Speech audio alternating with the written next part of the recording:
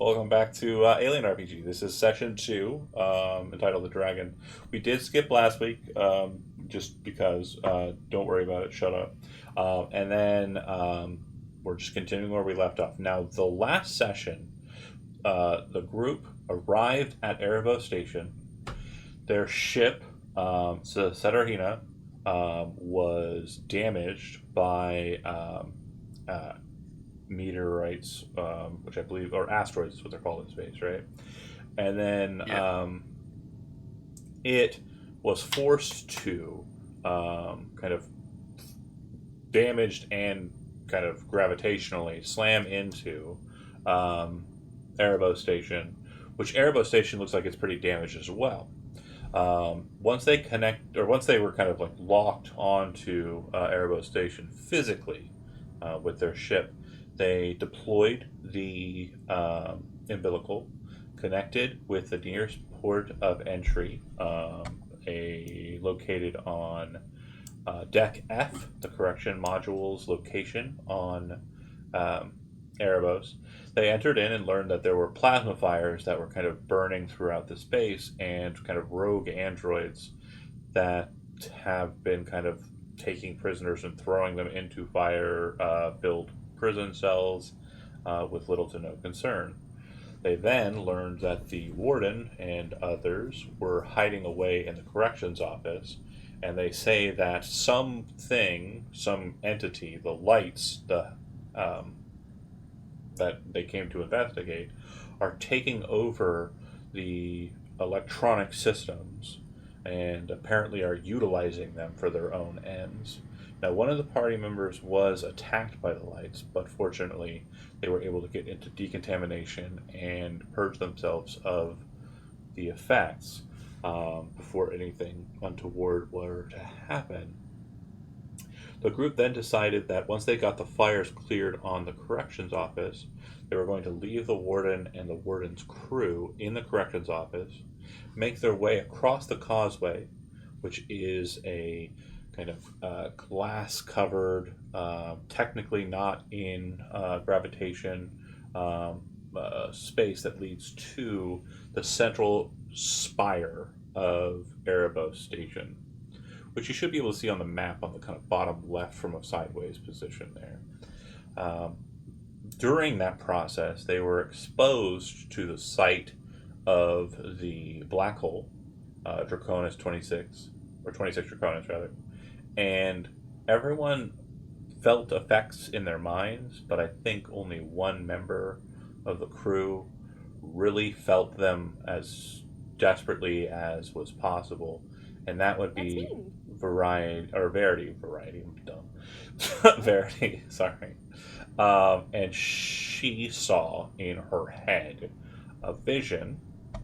No, it was Lark. Wrong person. I'm so sorry. Not all women are the same, John. How dare you? Fair enough. She saw a vision of a woman who was also not her. And that character would have been Dr. Evelyn Lockhart. Saw a vision of a woman who appeared to have biomechanical features present upon her. Now, the crew, as far as anyone knows, is not aware of the xenomorph, or what is more kind of just colloquially known in popular parlance as alien. That is not a thing that we know. So this is the first sighting, as far as we understand, of a, because who knows what your backgrounds say, right? But as far as we understand, it's the first kind of vision or sight of this entity. So for you, it's just like a very strange effect. When we made it to the pylon, the opportunity to ascend or descend is made available to you. Descent, according to your kind of operations and understanding, would lead to the main concourse. Ascending would lead up to the residences, and the residences are more for like the crew and staff for the station proper.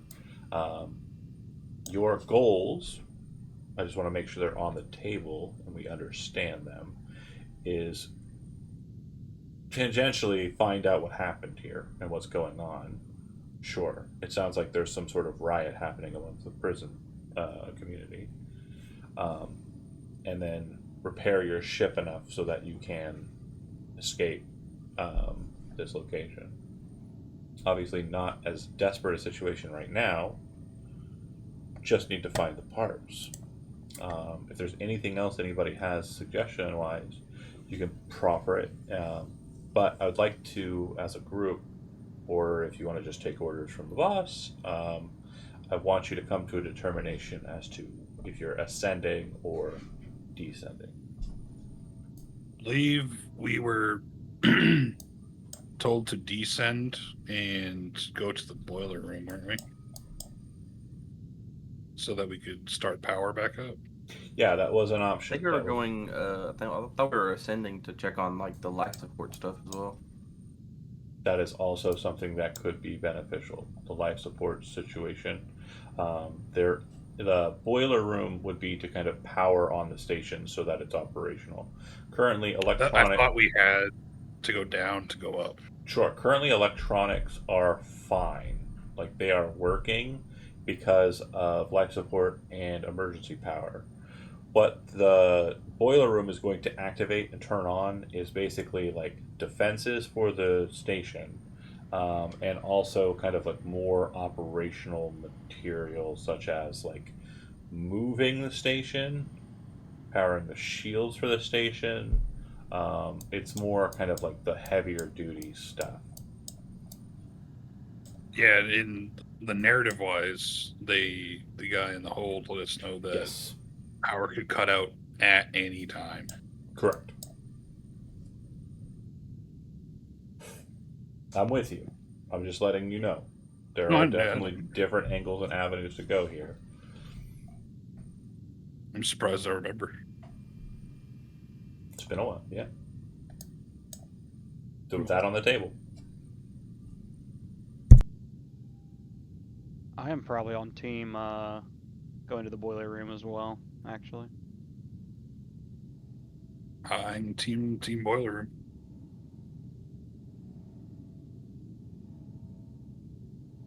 Sure. Yeah, I'm good with that. Okay. So then we descend. Well, if you have any objections, definitely. I was just gonna say, I mean, technically we don't have to stay together. We could split the party. Is that a good idea?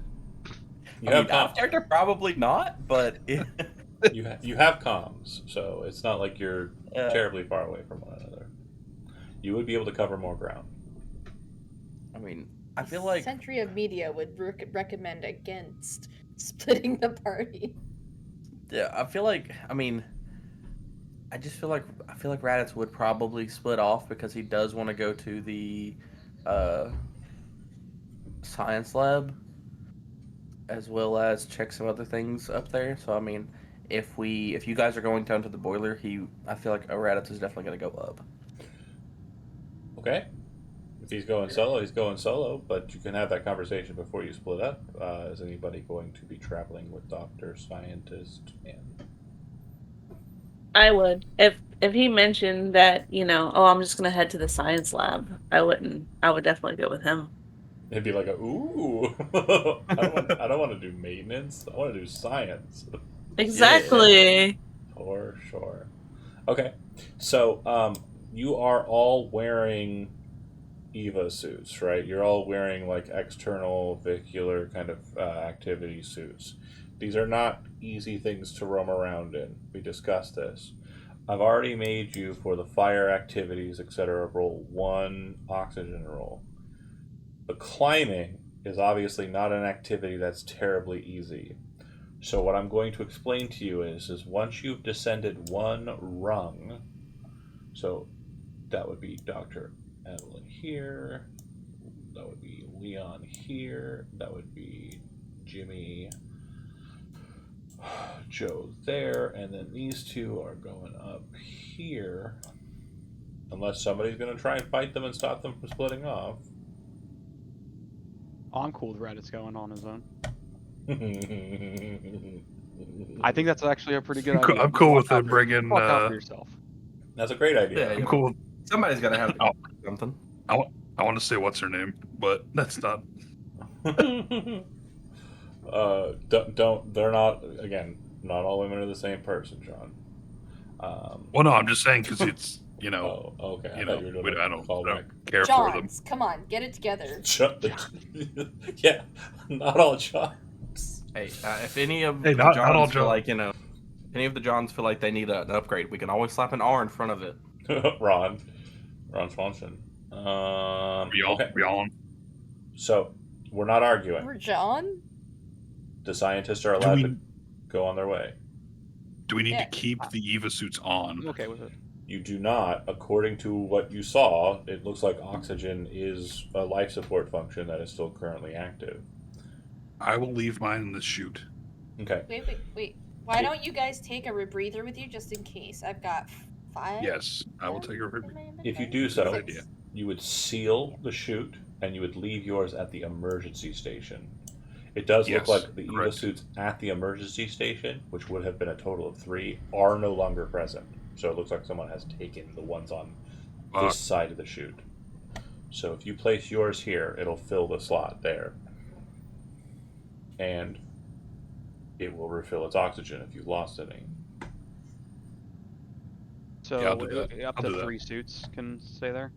Yeah, up to 3 suits can stay there. Okay. And recharge. If you want to just drop your suit, you can. Again, you don't have to be tidy, but if you wish I'll to, put it in the emergency station. okay. I'll do the same thing, and also We also don't have access to the compendium again. Oh my god, fuck this shit. Gosh.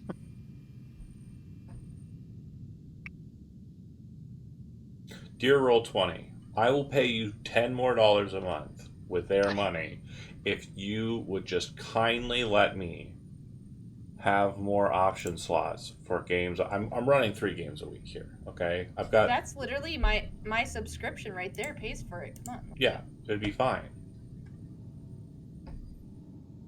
Gotta get you on Foundry.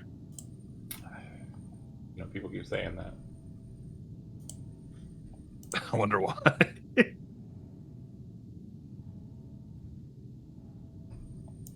Well, Well, maybe. For these newer games, it might not be a problem. I should probably start investing in that. Just for Dungeons and Dragons, there's just so much fucking funds invested in Roll20. It'd be I know someone who can help you. psychopathic. Okay, refresh, please.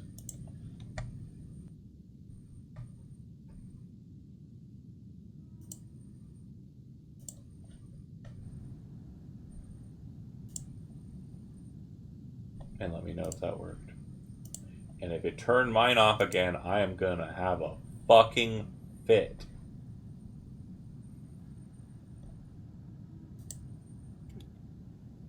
What's Demiplane? Demiplane is another company that is I don't- coordinating with Roll20. They do it's kind of like D&D Beyond, but for a bunch of other games. Well, I hate to say it, but You know what? I don't have access. Does anybody else? yeah. Nope. Nope. Checking it again. Hold on. You can just give me a rebreather if you want. I'm doing this. I'm doing this. Share compendium settings. Save content sharing settings. Compendium settings save successfully. Refresh to make sure it's stuck. Content sharing. Heart of Darkness. This game. Please Now I got it. refresh. Now I got it. Thank you. And I'm gonna refresh, and I swear to fucking Ken, if my shit doesn't work, I am gonna throw a goddamned fit. Okay, looks like everything's fine. We're doing okay, Roll20. We're doing okay, but I got my eye on you. All right, focus up. Does it show up in the gear as full face rebreather mask? Should. Okay. So, splitting up. No one's arguing. We're totally okay with that. That's just happening, right? We're not having any problems with that. Okay, cool. I love that. That's wonderful. Splendid. All right. And then who is remaining in their EVA suits and who is getting out? I'm 100% remaining in mine for now. EVA suit on Bandit. Okay. What about you, Geist? You Yeah, okay? I'm doing the same as the doctor. What about you, Jimmy Joe? You said you're getting out. And Dr. Yeah, Evelyn, what about you? Yeah, I think I'll take mine off and don a rebreather, or at least have the rebreather. I Okay. think we can breathe in this area, right? Yeah. And then Leon, Yeah. out of the suit. Yep. Well, that satisfies it. 3 of you can lock your suits into the emergency station, and then the other 2 will remain in theirs as they ascend. So, however many oxygen points you currently have, that would be the 2 scientists in your unit. Go ahead and roll that many d6s, and if you get at least 1 6, then that means that you will lose 1 point of oxygen. As you ascend via ladder up the chute. Obviously, the elevator systems are not Man, I hope functional. an inmate steals our suits. How many did we start off with as a suit? It should have been 5. 5? Okay. Yeah, I don't think I lost one last time. I was making sure. I think we started off with 6. Should have been 6. Okay, you got 1 6, so that means you're going to lose 1. And then same for, yeah, you're on it.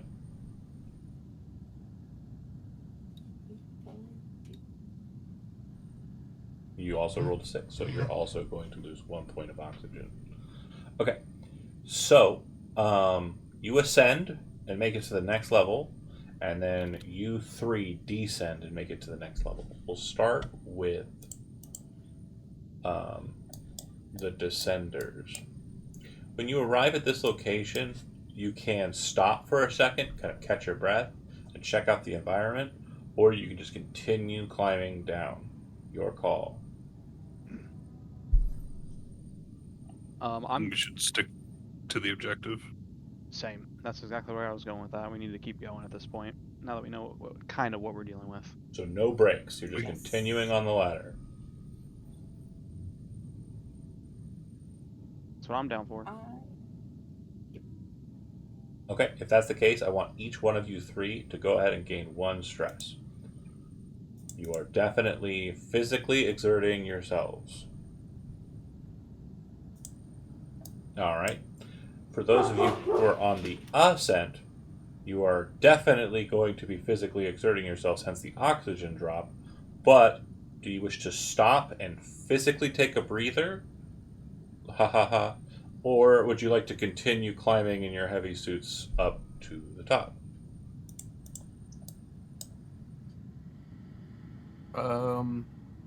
Let's stop and take a breather. Okay. Pacing yourself is important. And do you agree with that, Dr. Case? Oh yeah. Okay. Well then, with that being the case, when you arrive at the residence deck, my thing is reloading, hold on. When you arrive at the residence deck,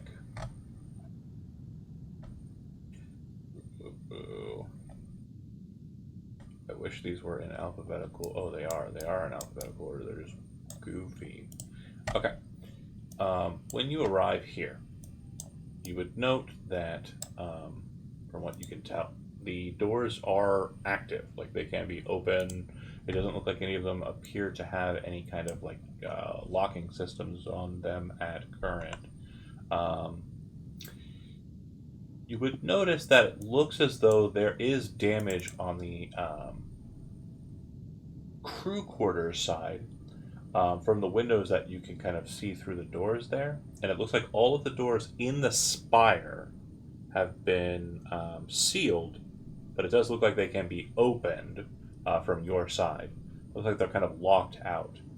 It looks as though there are several spaces that you can physically see out of in the crew quarters, where it looks as though the space, like outer space, is visible to you because the walls have been broken or punctured due to asteroids.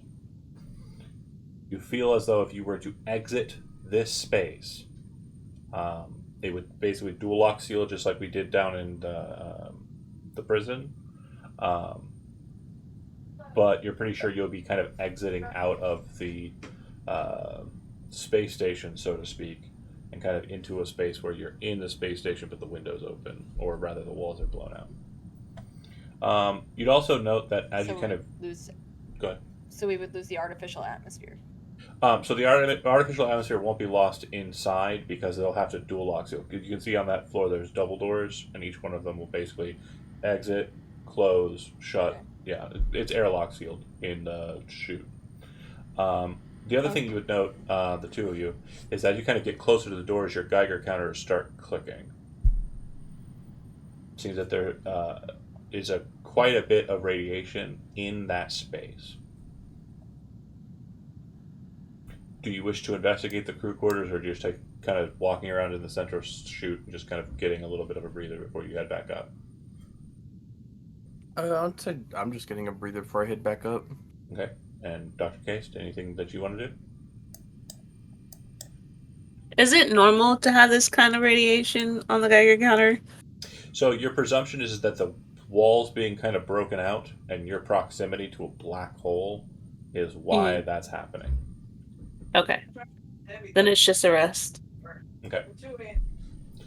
Then we will move on to the other side of it. Bear with me here because unfortunately those jerkwads are descending to a point that moves us to another and slightly larger map. Okay.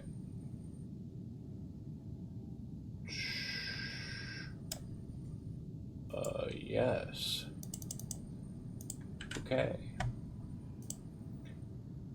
And pow. So this space is not as visible as the last space because as you checked your systems, a lot of the floors below are static out. You're not able to kind of see them on the panel, the term that you got early on. And it looks like navigating these spaces is going to be a bit more difficult. The chute descends into a central hub, and in this space, bear with me here, this is Deck H. The central area that you're descending through, you would note that there does appear to be a means of egress. You can get out, but it looks as though it's going to require some finagling. You're going to have to kind of play with the security lock. In this central hub that the chute kind of maneuvers straight down through, you would see that there is a series of reactor rods that are currently active. The hub is a bit cracked, and you think that it was from some sort of kind of like massive trauma to the station, possibly a ship crashing into it, who knows. And there is blue plasma kind of flooding several spaces inside of this kind of central area that you're kind of descending through. So you can see out of small kind of glass panels and spaces. The thing that you would note most peculiarly is there are dozens, if not 100 or so, floating lights of varying sizes inside of that space.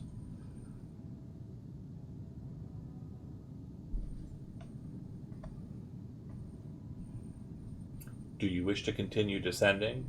The only way you'd be able to stop at this point would be exiting the chute, stepping out into the central hub, which will expose you potentially to radiation, lights, and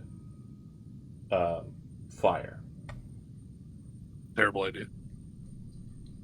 Yeah, I'm not a fan of any of those things right now. No, thank you. And we just dropped our suits, so that's Yeah. we're even more vulnerable. Okay. Also, are we supposed to be seeing nothing but black right now?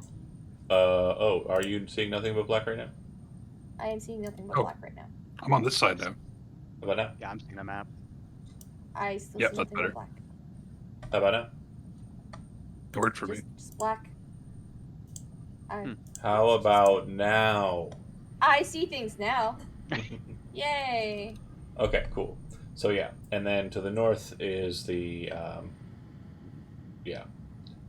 kind of large processor unit that you would see kind of the back end of. Not connected to, like, it's not drawing from your location, it's drawing from other locations in the station. Okay, so descending down again. So with this one, I need you all to make a mobility roll. And success will determine whether or not you receive 1 stress or 2 stress for this. So Dr. Lockhart is maintaining, and you will only gain 1 stress for the climb and descent.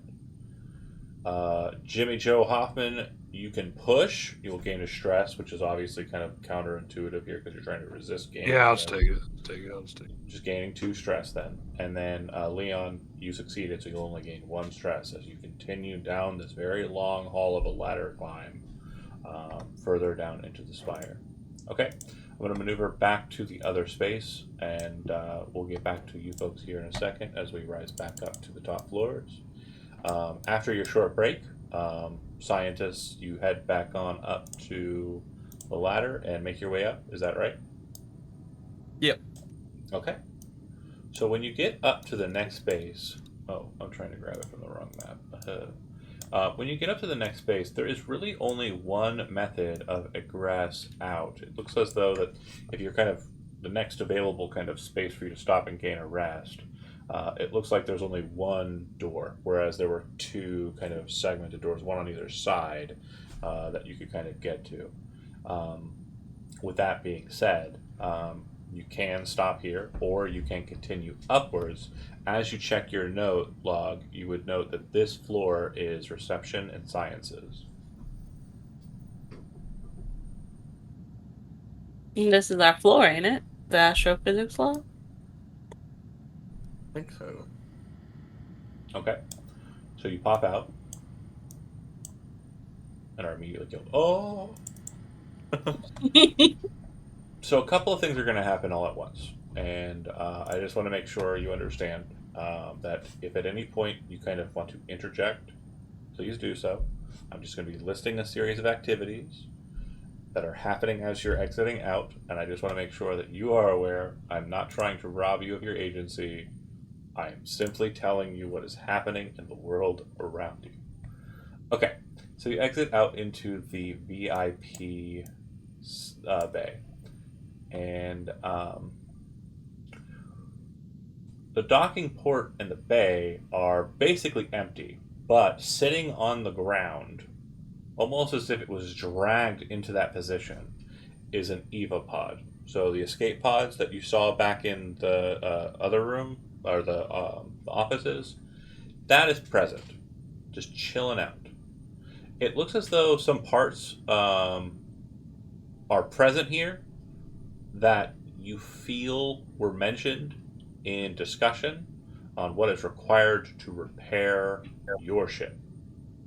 And you're pretty sure that you can kind of contain those in a bag. They're simple parts that were kind of dragged and kind of placed alongside this. It looks like there was kind of an effort to do something with this EVA pod that would have been kind of like a jury rig, or kind of like a setup to kind of make it do something it's not technically supposed to do.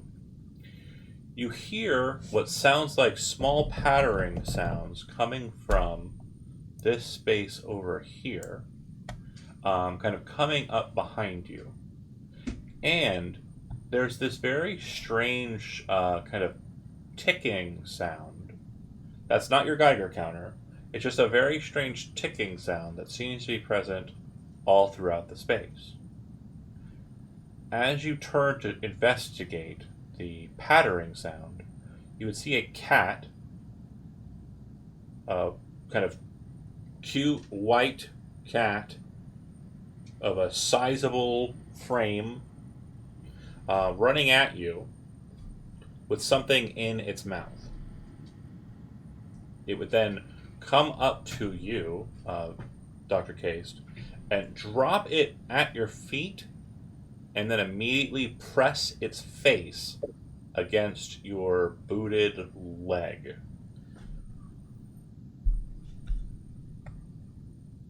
Oh my god, I'm gonna pet the kitty. Okay, you reach down with your big gloved hand and you start petting the cat. And then I'm gonna look at what it dropped. He appears to love it, and when you kind of like turn your attention to it, whatever it dropped, it starts meowing insanely loud. Like it absolutely very much trying to maintain your attention.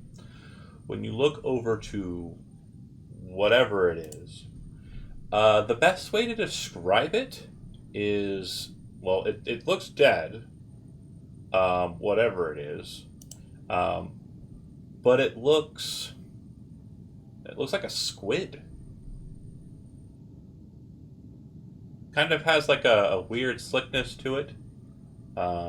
It definitely has a couple of scratches and bites on it, but it doesn't look like it's bleeding or anything. I guess squids don't really bleed. But yeah, it's kind of gross looking.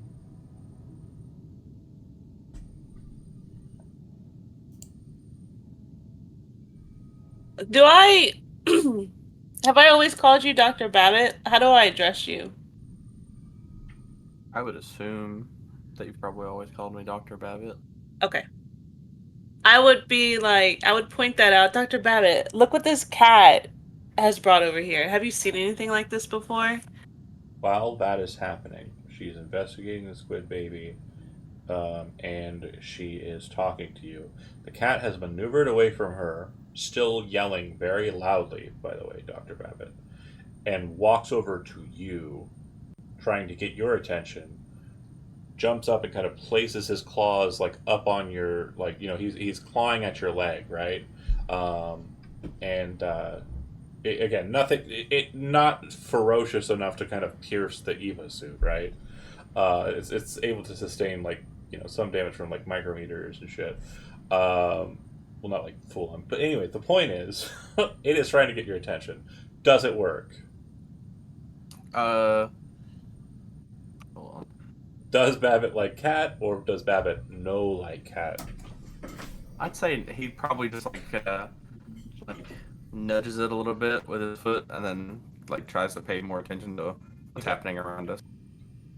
Okay, so Dr. Case, you ask that question, and as you kind of look over to Dr. Babbitt, the two of you are immediately kind of alerted by a flash of motion as whatever that thing is kind of gets up and scuttles across the floor onto the wall, straight up into the ceiling, into a vent. And you see the cat like drop down on all fours and like kind of growl and chase after and like get run up the wall, but it obviously can't run up the wall. And it does that thing like when cats like a laser pointer, you know, it's like it jumps up into the air like a good 6 feet and then kind of lands, and then kind of like seems to just kind of wander around in a circle looking up at the ceiling. What was that? I don't know, but I want to find out. I don't like it. I will grab the parts that I think are important for the ship. Okay. Drop them in a bag. Yeah. Okay. And you feel like there are more parts kind of in this space, which again, you'd be able to kind of see that whoever dragged this thing out here, it looks like they dragged it out from the engineer's office off to the left there, off to the west. Okay. But Yeah, after I get whatever parts I think are important, I'd like to head towards the science lab. Okay. Sounds good. We're going to move back down to the other team before we get to you. And you're going to be moving towards you mean the astrophysicist lab, right? Yeah. Okay. we'll get to that beat here in a second. I'm going to move back down to the lower deck, and we're going to maneuver you folks to I believe is the next one, right? Sounds right. I thought we next would be J. H-I-J? Oh, I didn't see H on the thing. Yeah, you're on H.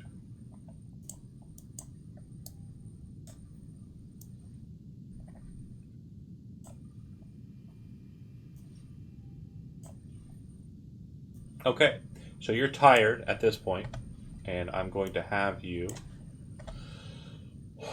decide whether you wish to descend further, occurring more physical trauma to yourself and stress, or stop for a second and see what we're looking at here.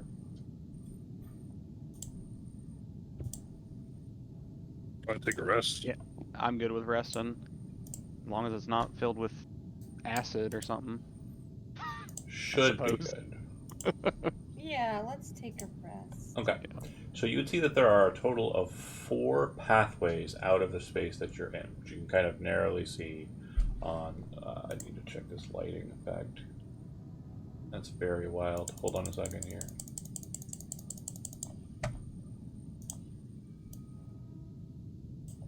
Oh, I see. Nope. Again, very wild this. Uh-huh.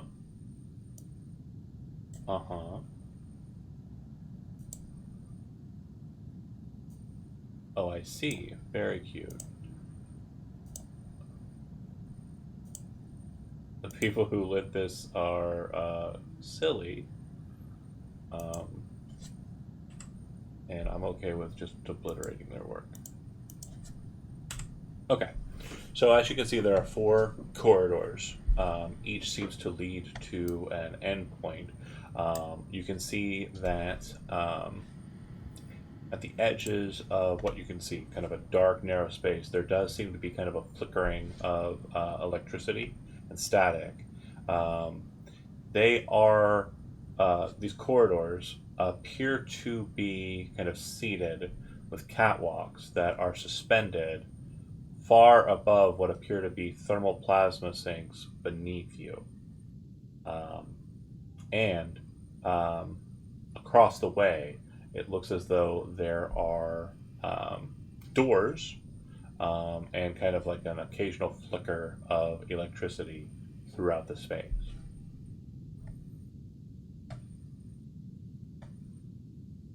And I'm going to actually remove Explorer mode because it seems to be messing with the way that it's viewed. Okay, so as mentioned, passageway, and the passageways are kind of linked to, or are kind of like safeguarding catwalks, and through the catwalks you can see below, it appears that there are thermal plasma sinks beneath you, 100 meters below.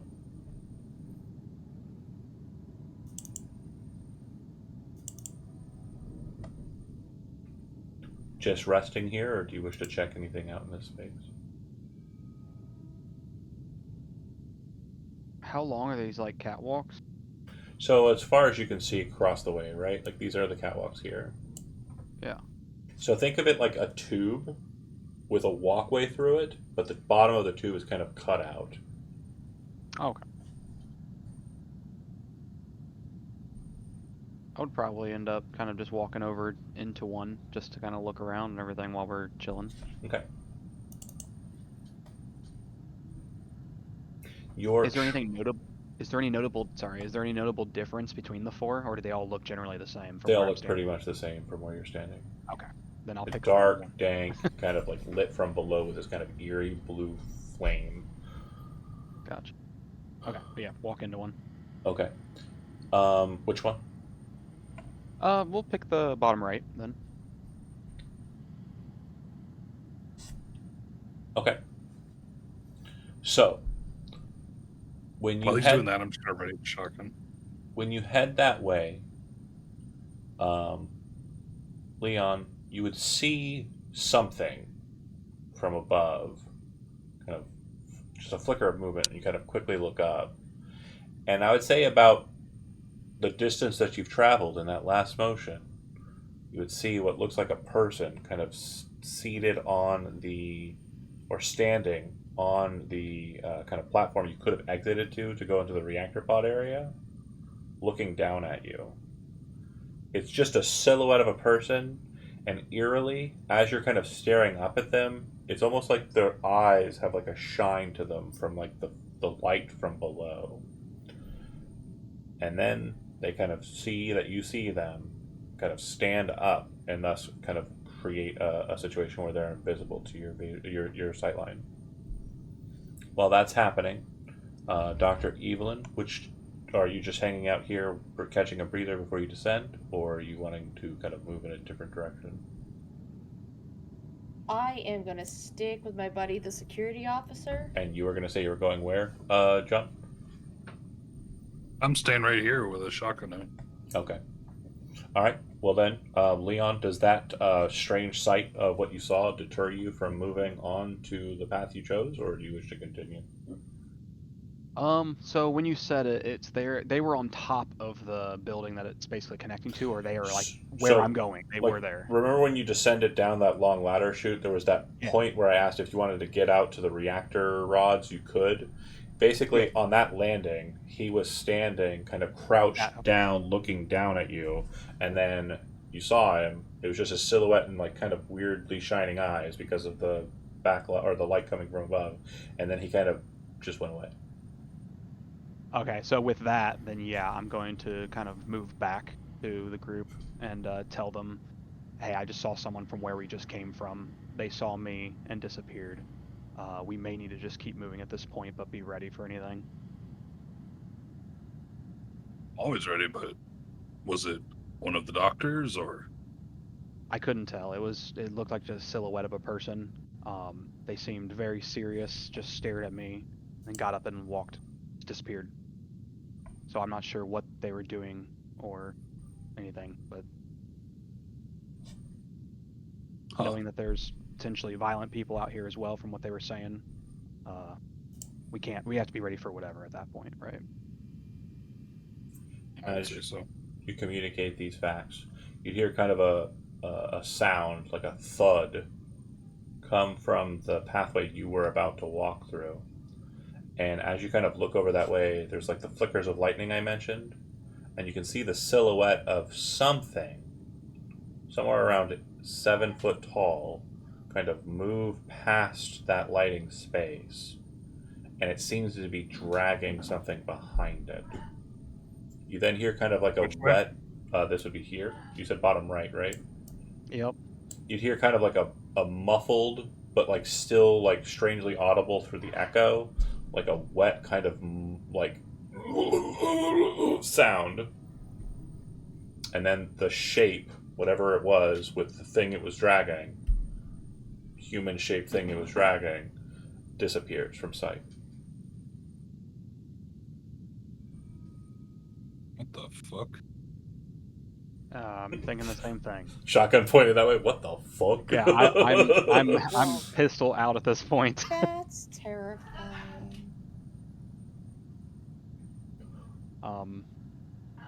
As Well. you're kind of focused that direction, a sound from the north east, effectively the top right corner, you hear kind of a oh god no, oh!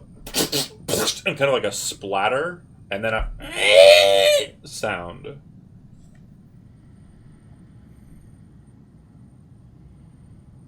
I don't think we should stay Okay, well. here. Who's ready to descend? We may want to keep moving. Yeah, I'm Again, in agreement. if you're descending, obviously stress will accrue. You are not able to kind of fully rest, but if you want to just sit here for a second and kind of tensely wait, you can. Well, I thought that was what we were already doing. Okay, so we're tensely waiting. We're locking in. Okay, Well, we're gonna cut from you if we're tensely waiting. We're gonna go back upstairs. I do like that we just split want the to make group. sure they agree. I do like we split the group because this is much more fun and tense. Think about what So you're do gonna they? do. Go ahead, But Mark. I don't know how to interpret something in this circumstance. So I have calming presence, Yeah, which tells me that once per turn I may reduce the stress level of another character within short range. they're in short range. By 1. Is this a turn though? That's Yes, the question. so I will count that as a turn. So if you want to kind of calming presence one of your allies, it does look like both of them are very tense. Obviously, the long climb, etc. So who do you want to pick? The one with the shotgun. Yeah. So go ahead and remove 1 stress. Yay. We like our Thanks. shotguns not to go off on their own. Okay. Thanks, Doc. When you guys, Yeah, no problem. You got this. when you scientists up above kind of look to the spaces, you'd see that there's an intercom present, obviously, and then you'd also note that the door that the cat came from does appear to be open. The door on the other side doesn't. You can try and force the door on the left, or you can take the door on the right that is open and available. I will mention this as well. In the time that the cat has decided that it has lost its squid gift to you, it has elected to start moving around you and circling and trying to kind of like walk in between your legs and such. It is very much seemingly kind of attached to you.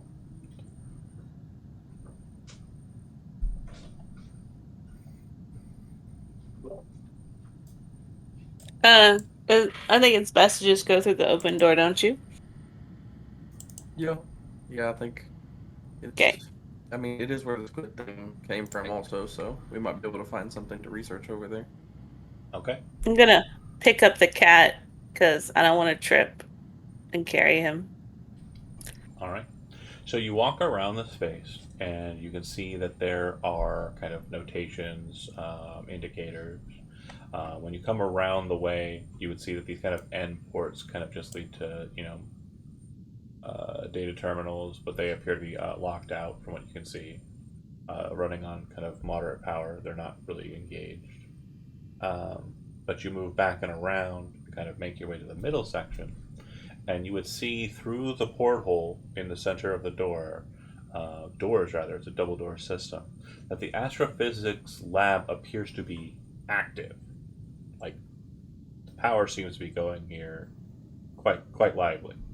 It looks like a holotab is currently operational, and there's a 3D mapping in the center. You enter into the space, I presume, and you would see that the table is projecting 3D mapping images of stars 26A and B, the black hole, the plasma jets cascading towards it, and that's what you can see on basically just close, or not really close examination, not really focusing in on anything.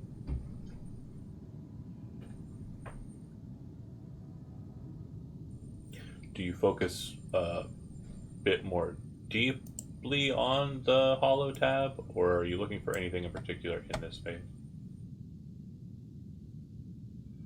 Looking to see because the cat brought some squid. If there's any squid things in the room. There are no squid things in the room, but there does look like there is residual of a squid thing, like kind of this weird, almost snail trail like kind of like goo that's kind of on the ground. And I guess there's bottles and jars and stuff, right? So I can scoop some into a jar. It's an astrophysics lab, so there really isn't much in regards to kind of like that kind of material, but you probably have something in your gear that would suffice. Okay, I'm gonna take a sample. Okay.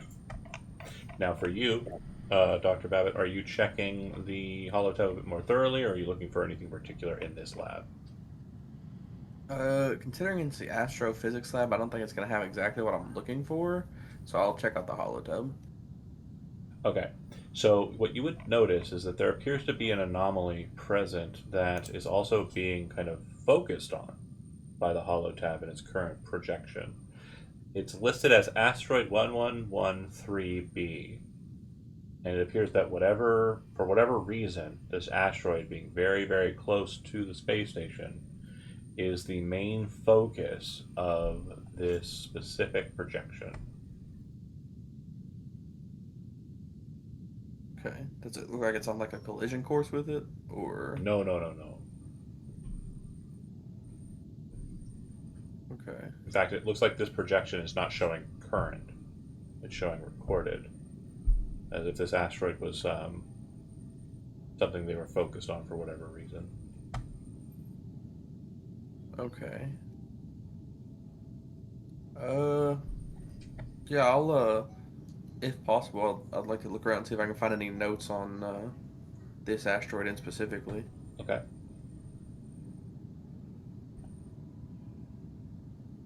Bear with me here for a second. So, Oh, John, okay. I forgot. I'm still holding the cat. I want to put the cat down. Does he go to any specific area? Oh, no, not really. Just kind of hangs out with you mainly. Okay. Yeah. So you would check the kind of terminals. Go ahead and make a comm tech roll for me.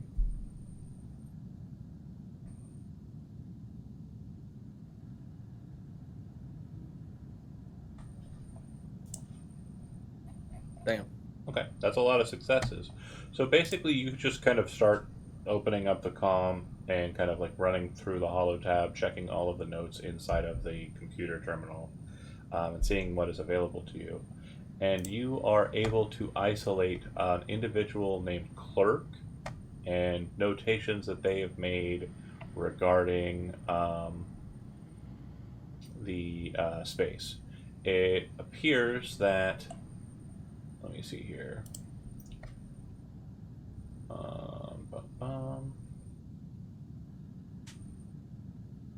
I'm looking for the report now. Bear with me here. But why? But why though? Why won't the link work? I clicked the link.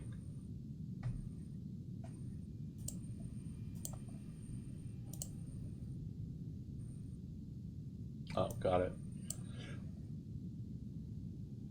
So, gotcha. So as you're checking this instance, it states that the asteroid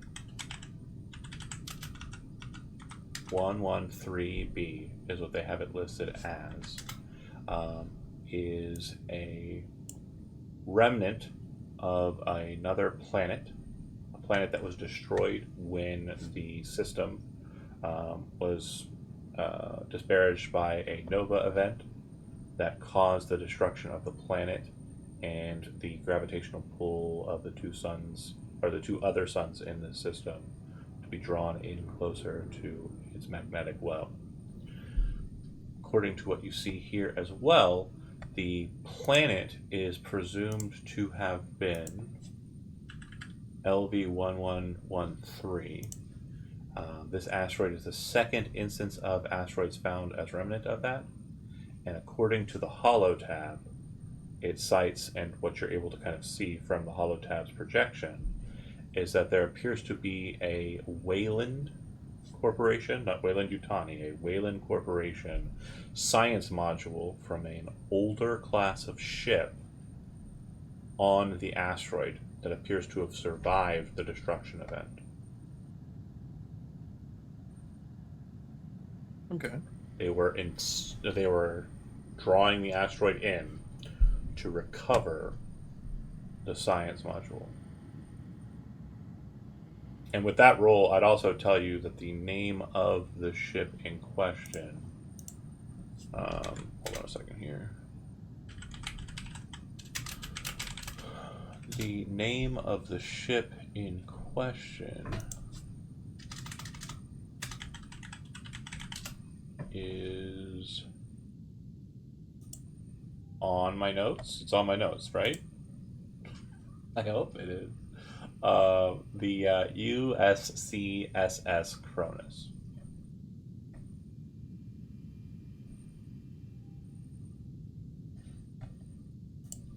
Wait a minute.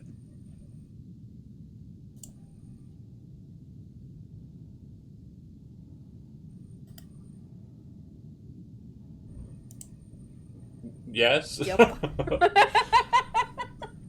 Okay.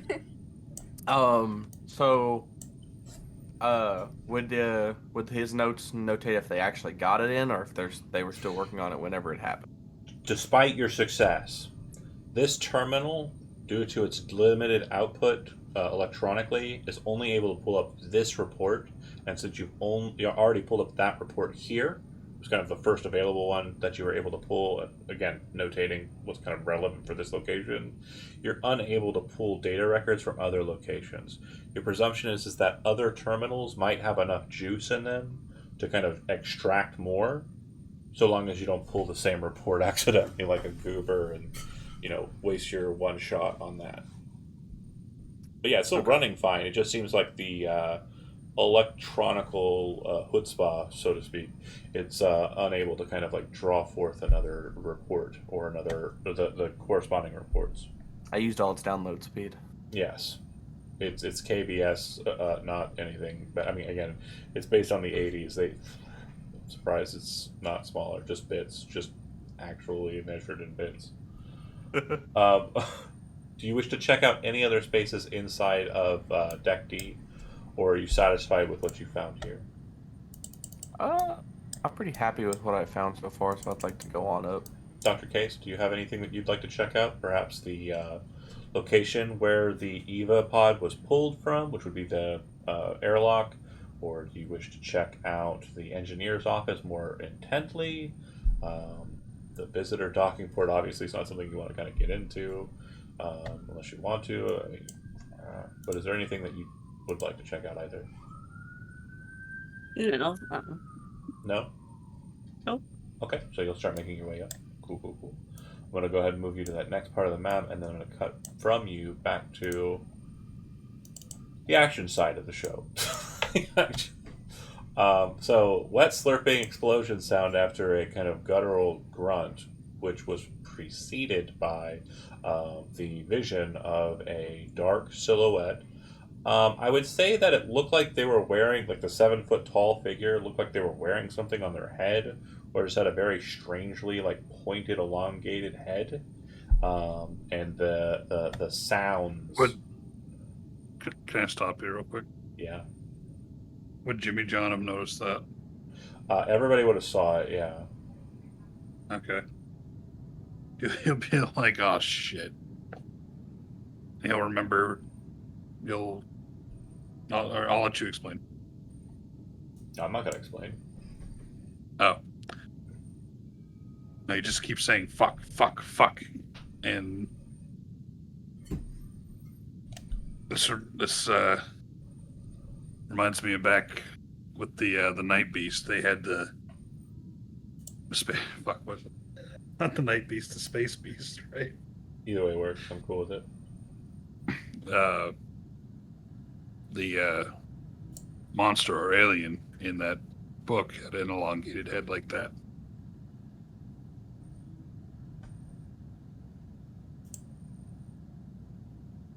You're saying that out loud.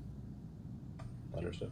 And again, these are some distance away. So again, you're seeing them, like, it's not like, danger close or anything crazy like that, right? It's a good distance away. So like you're seeing the lightning, okay. You're seeing what you're seeing, right?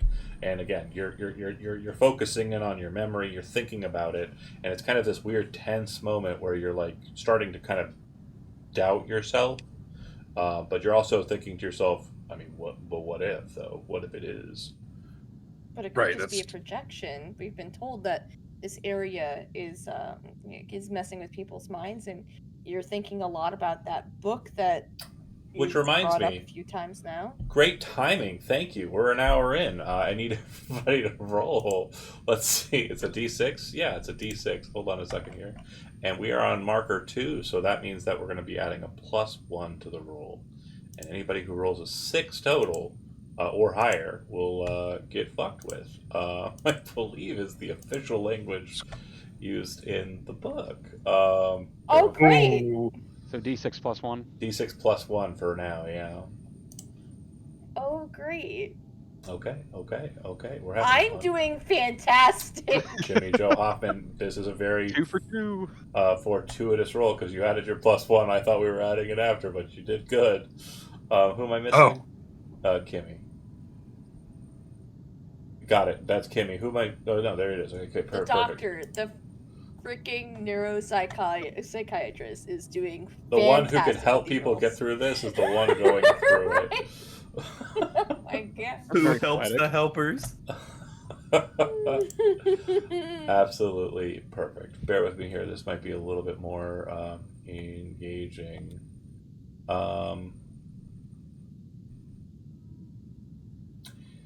Yeah. So, as you kind of are tensely kind of waiting, you've got Jimmy Joe going, "Oh fuck! Oh fuck! Oh fuck!"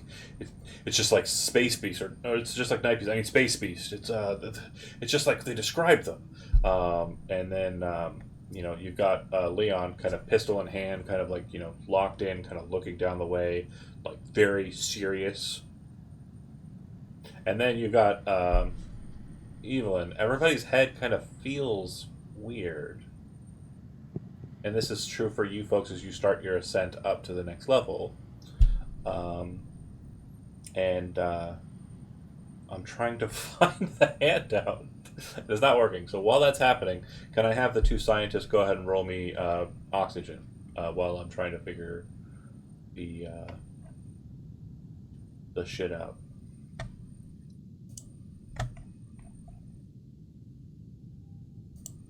And just if you rolled a 6 and any of the dice, you're going to lose 1 click of oxygen.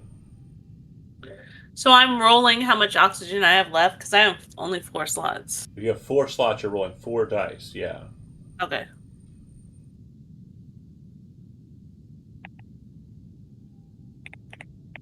It's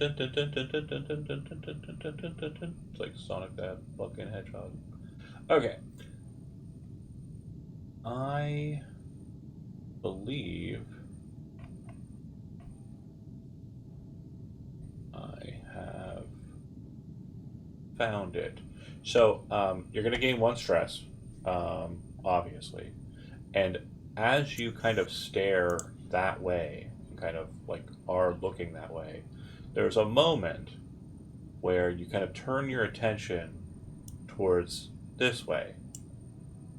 And you see, looking up at you, and almost like in a weird moment of clarity, the light kind of catches the person sitting at the end of the catwalk on the other side, in front of a door, and you can see him in perfect gory detail. It looks as though his chest, from the belly button all the way up to the sternum, has just been exploded. And everything that would have been inside is kind of laying all around him. His hands are kind of off to the side, and he's just kind of sitting there, like on his ass, like almost like a doll just like discarded. And he doesn't move at first in this vision, but you're in the moment, like as a psych kind of understander, you understand it's not real, right? It's just this very strange kind of moment where as you're staring at that vision, it moves. It looks up at you. Its eyes lock with yours from across this very large distance, and it's very much, like zoomed in. And he says, "You cannot stop perfection." And then everything kind of snaps out. You're looking at the hallway normal. It's just a long catwalk with the shielding. And there does look like there is like a form down that way. And you know in your heart of hearts it is the man you just saw who had his chest exploded or his body exploded. But at the same time, you can't be sure in this rational moment. This regaining of rationality, rather.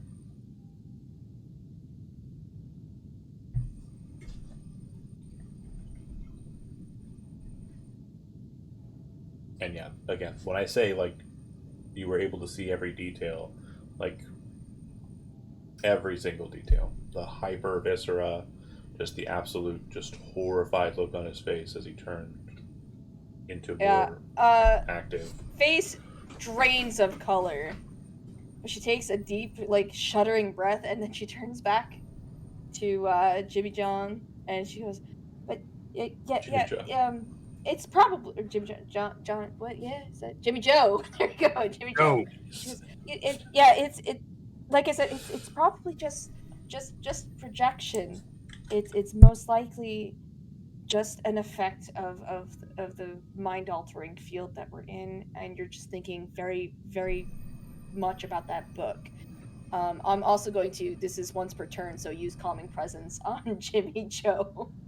Okay, so yeah, I'm not doing great, but he can do great. we're not actively in like another turn Okay. yet. I would say. Okay. I understand your desire to do so. So what I will say is that the turn will activate when we decide whether we're remaining here and trying to ascertain what is going on down the catwalks, or if we are continuing further down. At this point, I'm wanting to investigate what's going on over there. After all, kind of steel I myself. think I'd put an arm to his chest and be like, "Sir, Maybe I don't know not. if you want to do that." I think maybe we should continue down. And what happens if whatever this thing is, if it is a thing, follows us while we're on a ladder? We go down faster. Gravity is a fickle mistress. I just kind of take one more look down with the pistol drawn down the corridor, and then just kind of sigh and safety and reholster it, and let's go. Okay, you start descending down. I'll do you one at a time. Hold on a second here. And you took a long enough rest that you're able to kind of make the way down with little issue. However, it is quite the long climb, as I explained. It's 100 kilometers down, or 100 meters down.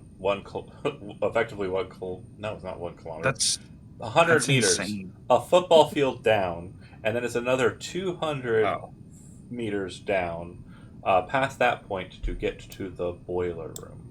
And that is where we end up. It terminates at this level, so you are literally, the ladder is reaching round. And bear with me here.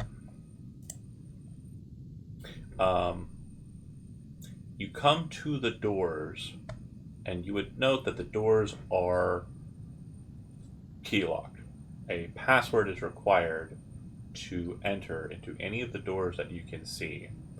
There's a personal airlock to the south, and from what you can tell, the power collection cells are what is required to be accessed and then fixed. There are no glass portholes to see into those spaces, just an active warning. Obviously, high power situation, electrocution possible. But the doors to all of these spaces, with the exception of the personal airlock on the south, are shut and are key locked. So you either need the password, which, hold on a second, right? You either need the password, or you need to make a CommTech roll.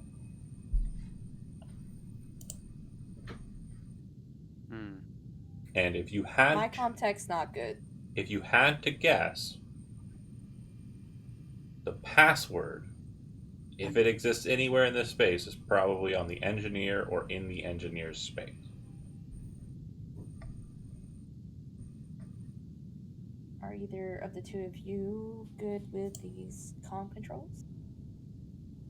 Not Oh, I just shoot guns. Well, do we want to give it a try? Anybody have any score in it? No. No. Right. I have a 3 wits. But I'm always I'm down gonna to give it just a try. go for it. I'm gonna give it a try, and if it doesn't go well, we'll move on. It's fine, right? Can't hurt. Why not?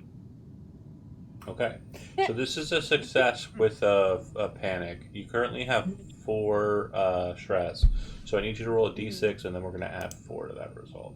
I don't think anything's going to hang you up, but it potentially could cause a situation that So will it's a be 7 total. permanent. You got a 7 result. Okay, so I'm looking for my chart here. Nervous twitch. Your stress level and the stress level of all friendly PCs in short range increases by 1. So as you're messing with it, you can see, like, Jimmy Joe, you can see that she's kind of like, apparently having a hard time with it. And Leon, you're kind of like, but she keeps on giving kind of like assuaging commentary to Jimmy Joe. So you're going to use your action as a part of this, right, during this turn. And you're going to lower Jimmy Joe's stress by 1, but it's going to go up by 1. Net negative for you, John. But everybody else, you're going up by 1. And the situation is that once you kind of like get to a point where you like are about to give up, just kind of force yourself to go back to it, and you're able to activate and open one of the 3 doors with that roll. Do you want the western door, the northern door, or the eastern door?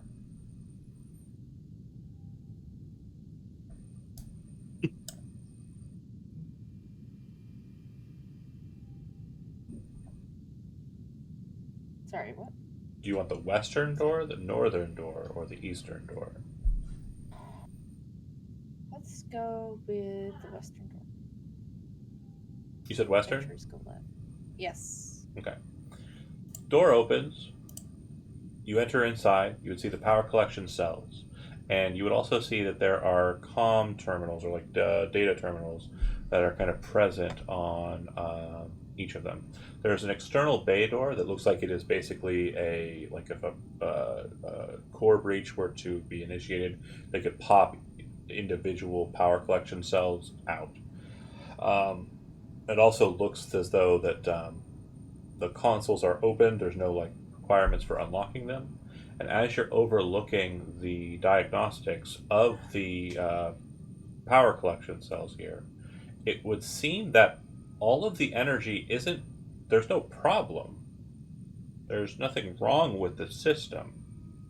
It just seems that every single bit of power is being diverted to the starboard hangar deck on deck G.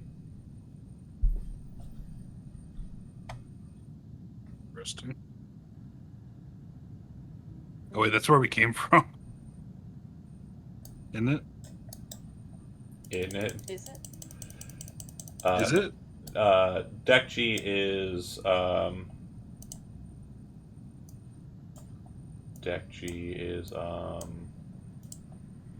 the deck below the deck you started in. You started in deck A. Oh. Okay, never mind. You kind of wandered past it on your So descent. that was the safe one that we just chose not to go to. Yes. So. Yes. Well, the presumably safe one. Well, That's yeah, true. not covered in the lights and plasma and death. Right. Ah, shit. Our EVA suits are gone. Your EVA suits are gone. You did leave them behind. And so far as to say, you have not found an emergency station either for recovery of new one. Well, no, I meant like they're gone. Why? He's Just based- speculating. I'm speculating. Oh, okay. Yeah. Oh, I you guess think they got stolen by a You think prisoners? they got clucked by the inmates? Got it. Yes. Yeah. Yeah. By anything, yeah. Okay. You can't leave anything. Hey, you if can't I leave know any anything violence about there yet. inmates, it's that they will collect things that are left behind. For sure. Trust me, I'm a scientist, and also my dad was a correction officer. Makes sense. Yeah. Yeah. Well, we can head up to that level and see what's going on. Or we can keep digging here, Well, yeah. right? Yeah. Since we're here, and that's a long way back up. Yeah. Oh, it will be. Okay. And maybe we could take a rest. You can redirect the power, so you could basically put it back to. I just want to make sure this is clear because I don't know if I made it clear, but I don't think so. the power is currently being diverted to deck G. You at this terminal shit. can redirect Oh. power back to the space station if you wanted to. Gotcha. Did not know we had that kind of ability from here. Yes. You are basically at Okay. where it looks like it was diverted. Yes. Oh, okay. Well, then I am aboard. We're changing gods. it back. I do still want to. I think we need to check out G, find out why, eventually. But yeah. We're gods. Yeah. We have the power.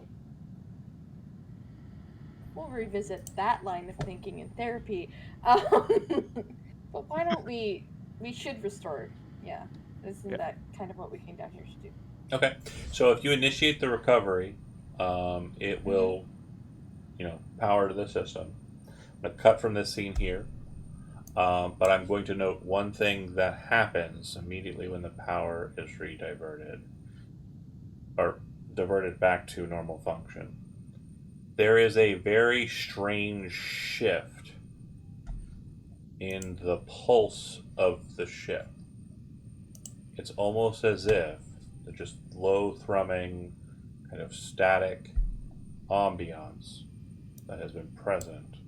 And I'm pretty sure this is the right one. I hope this sound cue works. Changes to something a bit more almost sinister. It's subtle, but it's definitely noticeable. Like, what have you done? Just this very strange hum. Up above on deck C, I believe we made it to C, right? You folks are climbing in gear. We already made you roll your suit checks. You are, again, carrying space, but you rested and basically took some downtime in the in-between, which means you would have recovered the stress that you gained.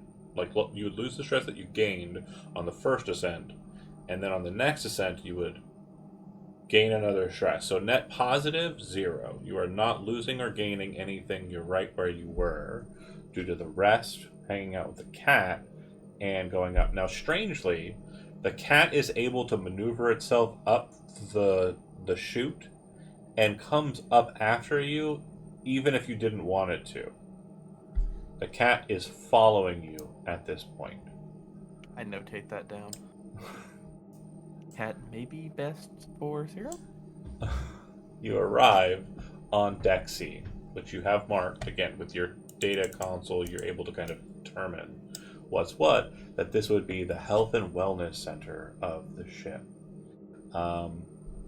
With that, you would note that that first entry point, it has a series of doors that are also double fold, but there is one door directly north of you which everyone here recognizes. It is clearly the mother door. So MUTHUR is an acronym, a busy word for what we all understand to be the central computer of a craft.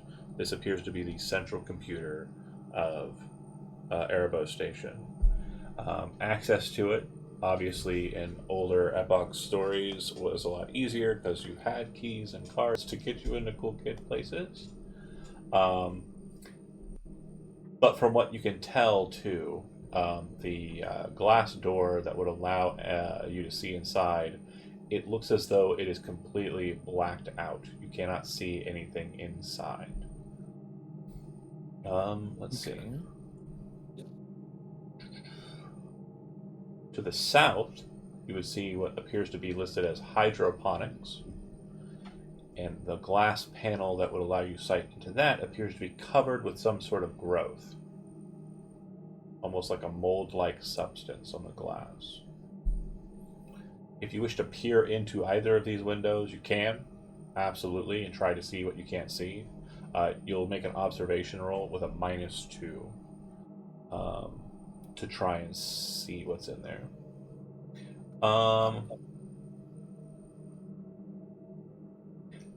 Near where you're located when you first come up, there does appear to be kind of scarring on the doors to the northeast and northwest on map.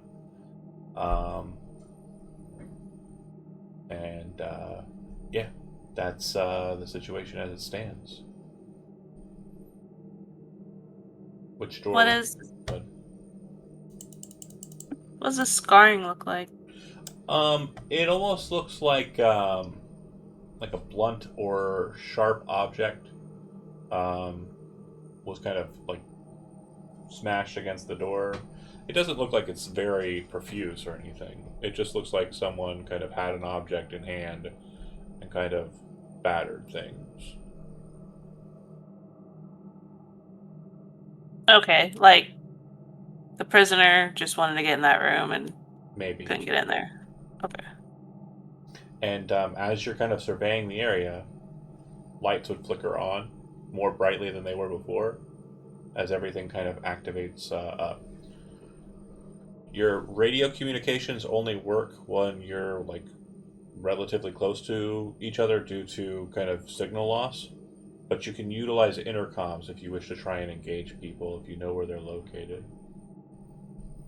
Which you would, because you can see on your data term that they are somewhere in the boiler room at this point. Yeah, I'd go up to the intercom and radio out to them in the boiler room. Hey, I found the parts we need to fix the ship.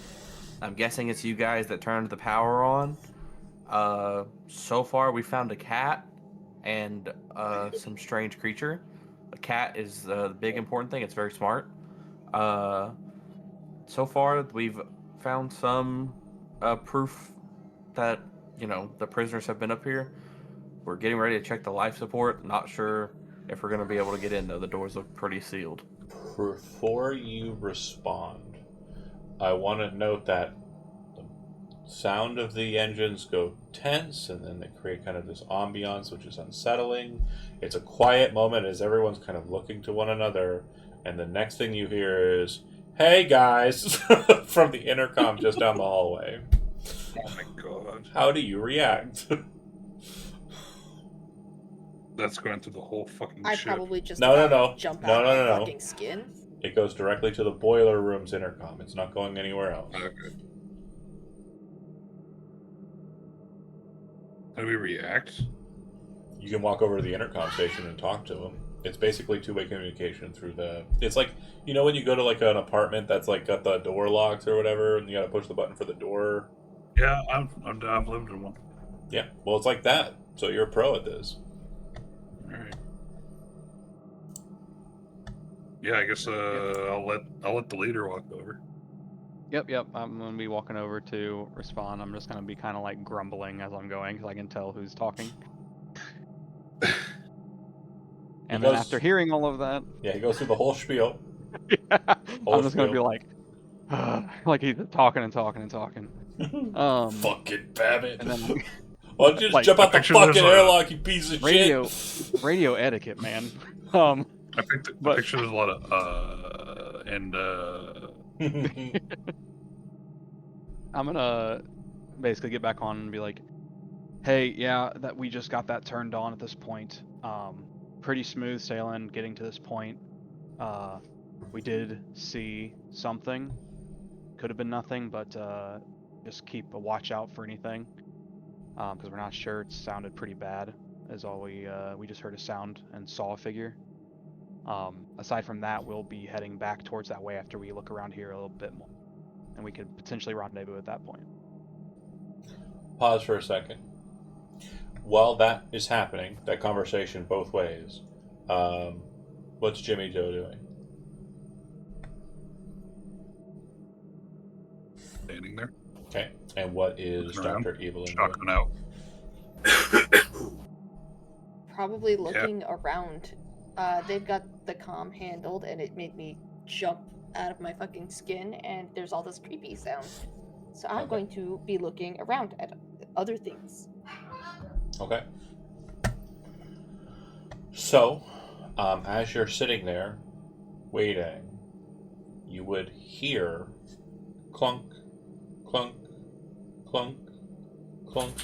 And this is basically becoming more loud as Leon finishes his reply. Babbitt, not knowing that's happening, would you like to reply? Yeah, in the most long-winded way possible. Go for it. It's all you. Babbitt will Fucker. respond. Cool. Yeah, we can definitely meet up somewhere. I got these parts. I not confident in fixing the ship myself. Can I try to like Um, mute something? Yeah. Is there a way to do that? There is. So as you like fumble for it and he's replying and you're kind of switching it off, Leon, you kind of like hear the sound, getting into like a defensive position. Okay. And Jimmy Yeah, Joe, draw seeing weapon. that situation, kind of getting into a defensive position. 100%. And Okay. I'm gonna hide behind them. You would hear the foot fall or hand holding on the metal stop. You then hear kind of like a metallic crash, and then everything goes silent.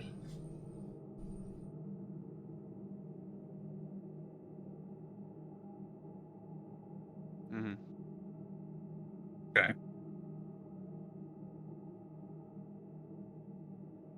Is there any way to get behind a door between us and the sound? Because it sounds like it's coming from the stair. The ladder, Ladder, obviously, yeah, but- it's definitely coming from yeah. the chute for sure. You can go back into the power room. Shutting that door will be basically impossible though, because you've kind of hijacked it to be open. Can I hijack it to be closed again? Unfortunately, no. But you could Also, definitely use it as a bottleneck if you wanted to. That's So what I'm I not want. necessarily trying to make a home here, so we're gonna have to No. move through whatever's out there eventually. But maybe we Yeah. could again. Yeah, maybe we just back up a bit. I'm gonna back up towards that door. Okay. Jimmy Joe, backing off as well, or are you staying here with Leon in the main chamber? And I'll move us back to that map because we're obviously not. Wait, there right so you mean backing up as in... So, Dr. Evelyn's kind of going back to here, into the power area, where she broke in and you guys diverted the power. Yeah, no, So we yeah, can let's get the fuck in there. bottleneck it. Okay, Jimmy. I'll be right here. Yep. As they're backing up, I'll then start following backing up as well. But Okay. still focused on the ladder. The though. visual definitely helps. So as you kind of get into that position and are kind of holding the door, you would see a air vent panel in that center space. You see how like there's like a little hexagonal kind of space that kind of leads up to the door, and then the door. Yeah. A panel in the center of that hexagonal space drops out. You then see a massive kind of white hand descend down and kind of grasp a hold of the side panel.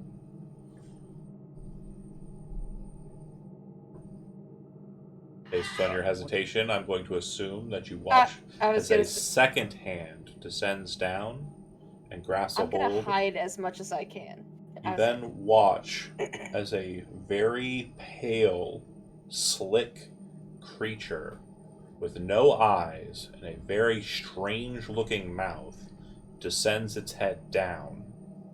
It looks as though the crown of the back of its head extends backwards to a point. Oh, I'm firing my pistol immediately. Okay, go ahead and take a shot. Oh shoot. It's gonna be the actual skill, right? The long Yeah. range or range combat skill. Okay. And because of its form, totally fine. I was going to say because of its form being slightly hidden, but it's still being kind of very obvious because it's white, it would be a -1 to the roll. But you already rolled it. Go ahead and give Yeah. me a panic roll. Roll a d6. Yeah, this ain't good. We're having fun. It's probably for the better. You're at the base of the ship and it's got acid blood. But we don't know about that. True. Out of character, we don't, or in character, we don't What know are about you that. talking about? Out of character. 7 total. What are you talking So about? a nervous twitch. You see, like Leon's hands kind of like shaking, and Jimmy Joe, you're kind of looking at it like, That's 8. oh shit, he's gonna do it. And then he pulls the trigger and fires the bullet up at the creature. It hits the metal beside it and you watch as the hands kind of and just kind of snap back into the hole on the ceiling. No sound whatsoever. Just a ghostly kind of whoosh as the whole thing just vanishes back into shadow. The bullet hits and ricochets a couple of times, and like because of just like the panic of that, everybody kind of like, oh shit, and like, you know, the door's still open, the power cells are right behind us. Like there's a momentary like, oh fuck, and like you can see that Leon's kind of like on edge. Everybody gain 1 stress. Everybody who's not down there, don't gain stress. You're still talking. You don't know they muted you. Oh yeah, like it is the most long-winded speech that you probably ever heard out of Babbitt. Well, they didn't hear it because it's muted. The other scientist did. Yeah, she's hearing It's a it. whole Seminar it's a whole mode. villain mod. It's a whole villain monologue at this point. No, you're giving a seminar. That's what scientists do. Same thing. Same thing. Evil Yeah, but yours scientist. comes with slides. Scientist. He's got the slides on an intercom. For why? People says, yeah, just like he's like, and this slide here is why we should listen to me. And again, the creature that you would have seen. Hold on. I think I have an image of it. Bear with me here. Space beast. Well, for you, it definitely is, but it is like an albino one. Space beast. Yeah, it definitely, like... Okay, so it's basically this. Hold on. Where'd you put it? I am currently saving it onto my computer and then uploading it onto my computer. We're having fun here, folks. Bear with me here.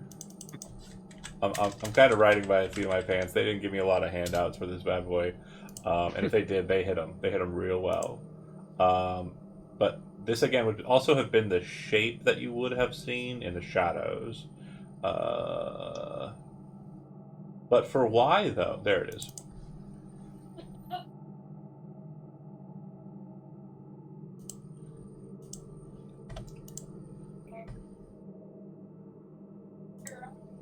That. Everybody seeing that okay? Yes. That's a very suggestive photo. Yeah, so like there's no there looks like there might be like a face, but all there really is a mouth. And it's pale, it's slick, it has a very strange looking pointed back to its head. And basically what you would have seen, you can't really see it in the image, but it has kind of like very elongated fingers and like very large hands compared to like the scrawniness of its frame. And it kind of came down and kind of pulled its head down far enough to kind of look in your direction.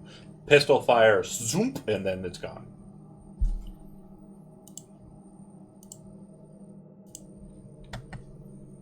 Okay, well, there is something real here. That's one of them. That's one of them. Oh, I was really hoping that we were just seeing things. I knew I was right. Distortion. I knew. Okay, well, do we? Joe loses his still stress look for wrong? knowing he was right. Is that a Right? thing? He loses his stress. Is that a thing that happens? I don't think that happens. If anything, He wouldn't loses that make stress you because more he was stressed? right.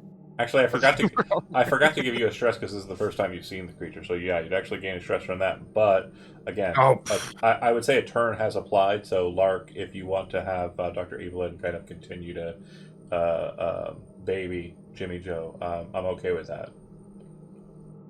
No, I think this one goes to Liam. the captain because he almost like he just freaked out. Yeah, that could have been funny as hell. And she's just gonna say, thank you so much. You scared it away. You did really good. Your instincts were great. She's just gonna like feed into that to just try to calm him down to make him think that he did a good job. I'm pretty sure I've been given that speech by my wife. Jimmy Joe gains 2 stress because he. You did great, buddy. It's a little Good job, champ. Good job.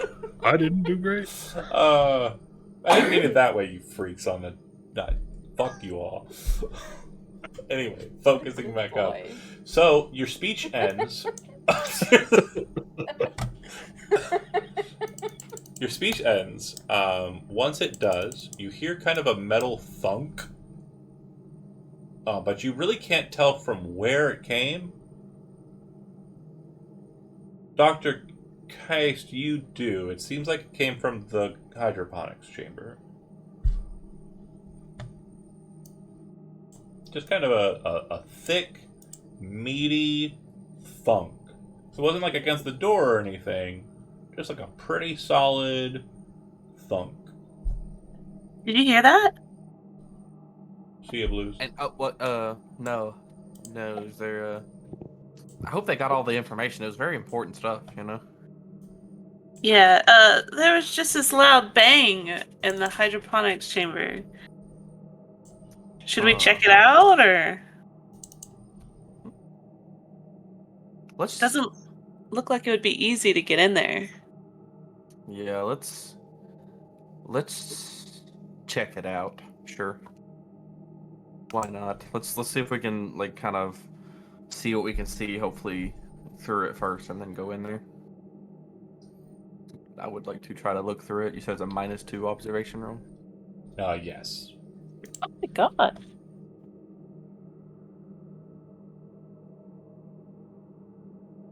Okay. So I'll do it too. well, one person at a time. Oh, sorry. You can't vote. It's just hey, turn. I was looking with like one eye. So as you look inside, you can see that it appears that the entirety of the space is covered with this growth. The plants have overgrown and mutated, transforming the garden space into a slimy black resin jungle. It is just a nesting ground of these beehive-shaped leafy cocoons. And it almost looks as though, like, and when I say like beehive-shaped leafy cocoons, I mean like person-sized, like all over the space.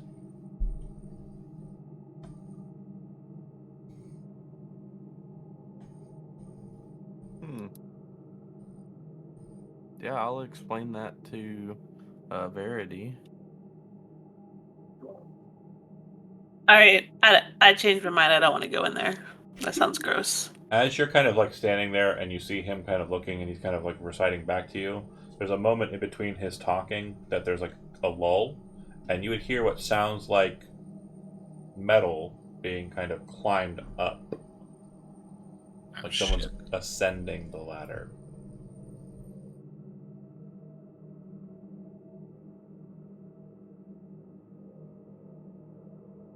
Do you take a gander and look down the chute, or do you get Babbitt's attention? What are you doing? I think someone's coming. It could be a prisoner. Oh. I will pull the pistol Okay. and look down the chute with the pistol. You see what looks like a person coming up that way. It looks like their head has kind of expanded backwards, like their skull is kind of elongated backwards. They appear to be wearing prisoner garb, but it looks as though there's some sort of strange deformity or mutation that's going on with their hands and their face. They're not looking up, they're just kind of studiously kind of climbing. Their hands look like their fingers have elongated. It looks like there is an extra digit that has been added or grown out of the central portion of the hand, and there's just this kind of weird black grime to them that's kind of like almost as if they're sweating kind of oily substance. And would I know anything about this from my personal agenda? Do you know anything about what's happening based on what you know as a person, a human being, out of character? Out of character? I'm pretty sure. Okay. Then if you have hypothesized something that's happening here, I can take that into account as a factor, and I'm okay with that. Okay. Yeah, just going off of what his personal agenda, I would imagine he's probably done some things. We've tipped our kind hand a of little get bit here on this, but that's Yeah. absolutely fine. Yeah, I'm just going to shoot. Okay. You kind of step over the space, pointing the gun down in your heavy suit, and you're going to pull the trigger on the creature. Go Yeah. ahead and make a ranged combat roll.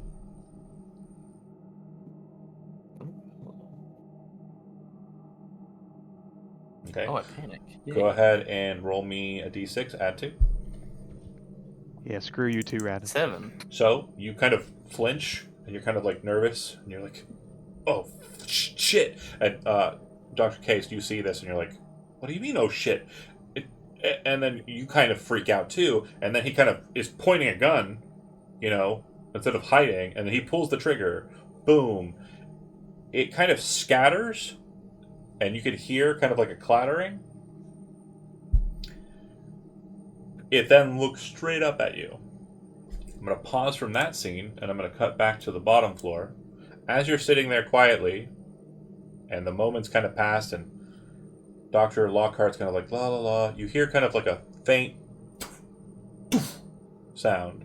And then you hear, and then you see the ground kind of erupt as a bullet hits it. Gravity plus downward projectile down a chute. It made it all the way down. So they shot down the stairs. Yeah, from quite a distance away. So obviously that happened a few seconds ago, or moments ago. But yeah, the bullet eventually trajected down because of the gravity well. Like gravity still falls down in the station, and then slammed into the space. So someone shot directly down the ladder. You're intelligent enough when it comes to ranged combat and guns to know that someone fired inside of the chute at a very high distance, not close at all, and it hit. Your presumption is that it's probably in the higher decks. So, question: Mm-hmm. If we have muted, well, they moved away from their console, but we don't know that. Yeah. I'm gonna. If you go over to unmute muted? it, and again, you would have been muted because it's one way. If one person's talking, you're not talking over each other. But when you go over to check it, the mute button, which would normally kind of flare as red when it's kind of indicated, and the call's live, is no longer flaring red, which means the call was terminated on the other side. Fuck. Okay. You can call them.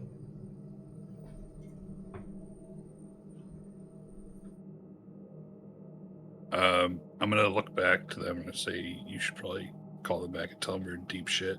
Yeah. If they say anything, immediately mute it.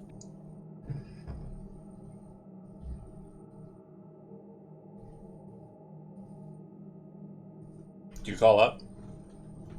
It's up to the captain. Yeah. Okay. Tell them that we are being actively shot at by the prisoners and actively being. You are unable tracked. to reply, Dr. Keist and Dr. Babbitt, due to the fact that the creature, upon looking up, reaches up and with an unnatural strength and a kind of just savage look in their face, absolutely bestial, starts climbing up the frame and will jump up and try to grasp a hold of Dr. Babbitt. I am grabbing up the stats for the abomination right now. Oh shit. And I need you, I believe, to take some damage. I just need to make sure. E-type variant. So I would probably scream at this point. Would they be able to hear it all the way down the chute? Probably not. Oh. It would be very faint and very kind of undiscernible from the background noise. It's a long climb. When it gets close to you, it definitely looks like what you think it should, right? But there's something weird about it. When I say something, I mean there are several things that are weird about it. And they are things that your science brain are going to pick up in the flashes of moments as it's trying to kill you. First, it looks like that the arm that's attacking you, that extra digit, That's not meat. That looks like it's some sort of synthetic finger that has been added onto it, like from an android. Second is the creature's flesh looks like in parts is patched with what appears to be the synthetic kind of flesh-like plastic that's utilized for synth skin or android skin. Lastly, its eyes seem to be glowing with this kind of hollow light, almost like the Hasdellen lights that you've seen kind of floating about. And when it comes up and it swipes at you, its claw-like appendage comes swiping quite hard at you, and it will get 0 successes. You manage to kind of back away, pistol in hand, and kind of like charge into this, get away from the thing, but it manages to kind of reach up, pull itself up slowly, and this would be the first time that, Case, you've seen it. And also, again, I'm giving you kind of a discount here, Babbitt, due to what you've already tipped. But Case, this is the first time you've seen something like this, so go ahead and gain a level of stress. Okay, so it's now your turn to act in the engagement. How would you like to proceed?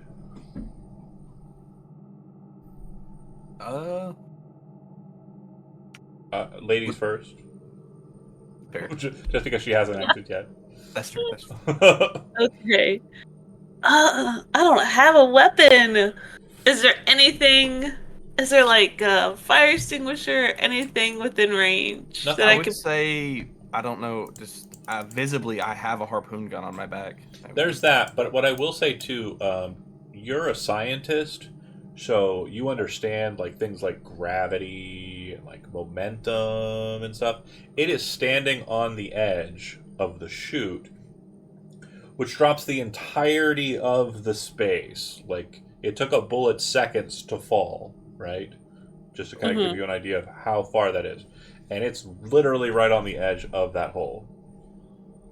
If you're going for offensive, if you're going for defensive, the doors to the northeast, northwest have not been tested, but you're pretty sure you could get through them into the other chambers and stations. And my cat is currently smashing his face against the rig I set up so that I can look over my... Stop it, you baby boy. I swear to heavens to Betsy's, I will eat you up, you little delicious succulent pig.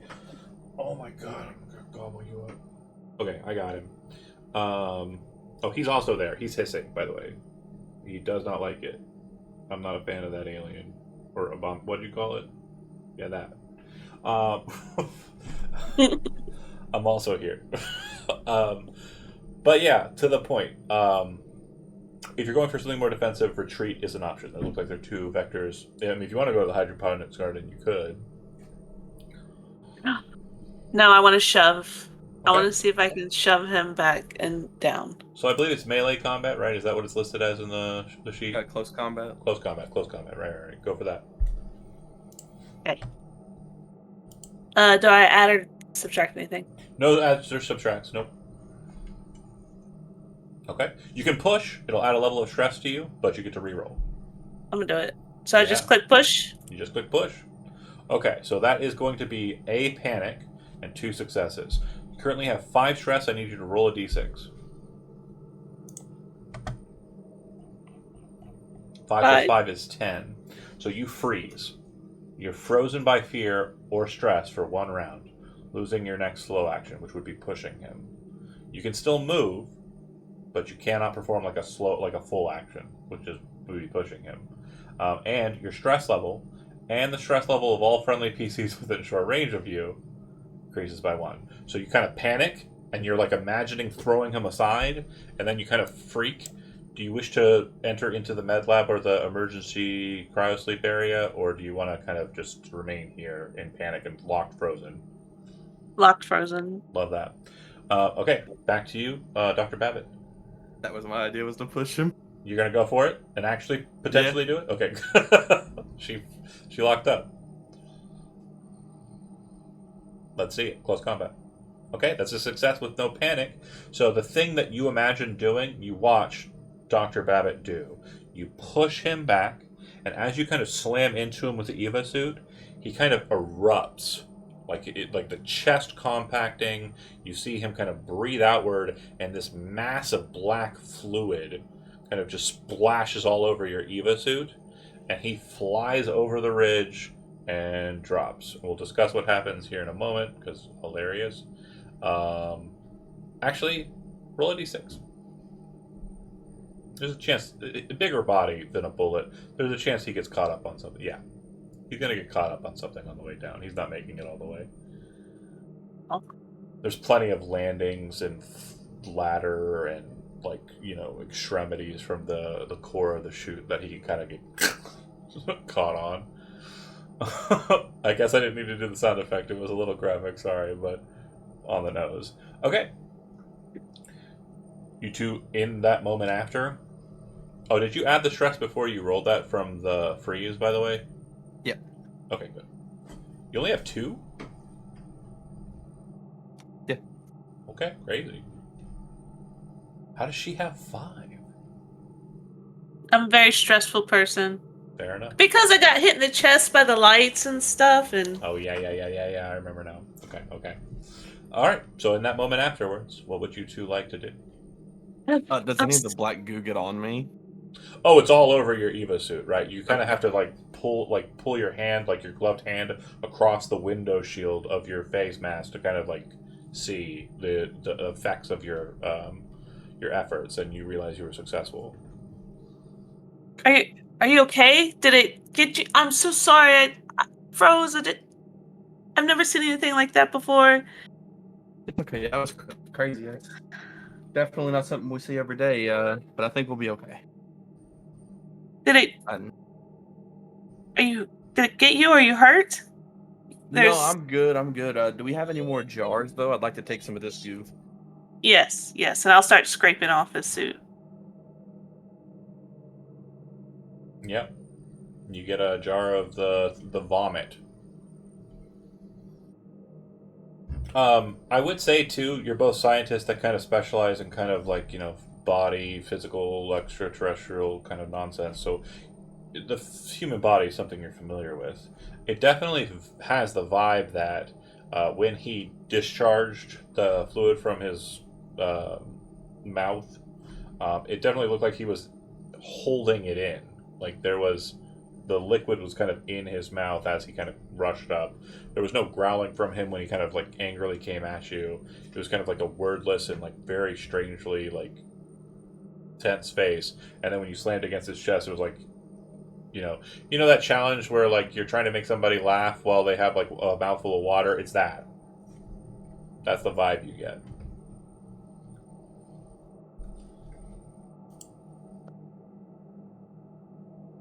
Can I do analysis on it? You don't really have the tools for that. If you want to maneuver to the garden or back or over to the med lab, you could definitely try. He was just going to water the garden manually. Maybe. Okay, I want to go to the med lab. Okay. So the lab is undamaged when you enter in. There are 2 incubators present inside of the space, and medical supplies for whatever you might need. It does look like there are 2 diagnostic devices, also known as auto docks, present here, fully functioning and now active. There is a disc that looks like it's just kind of sitting there near analyzation kind of activity.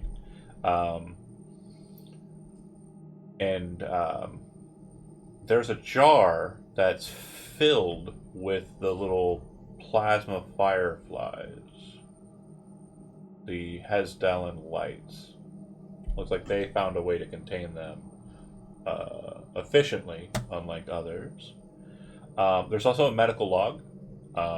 It looks like it's a similar terminal to the one you saw in the astrophysics lab. You could definitely pull a report at this point. Yeah, I'd like to do that to try to find the report for the one, not the one I found, but the one finding if they did get it or not. Okay.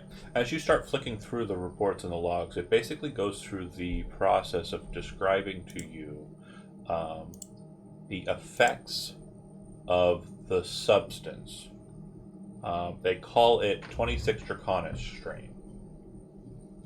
According to the information that you note here, a individual will be tainted or infected with exposure to the Hasdallan lights. Upon infection, they will then, over time, begin to mutate.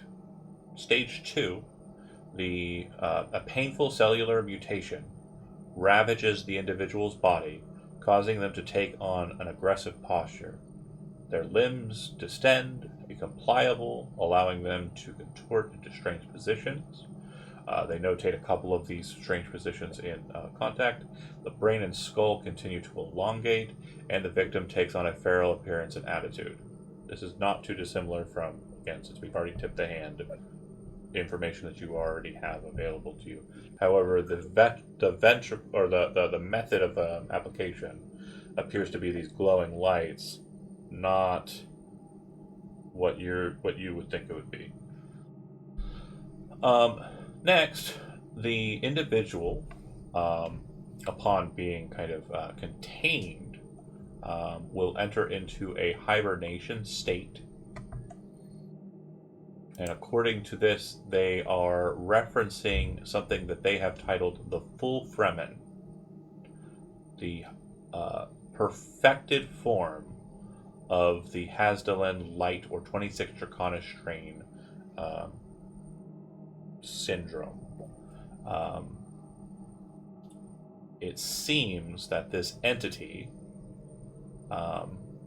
has been studied, and there is one present on ship, according to the reports. They've noted that according to the information that they have been able to kind of suss out about it, it was created by the crew of the Cronus on LV-1113. And they gleaned their notes from that ship, that science module I mentioned was on the asteroid.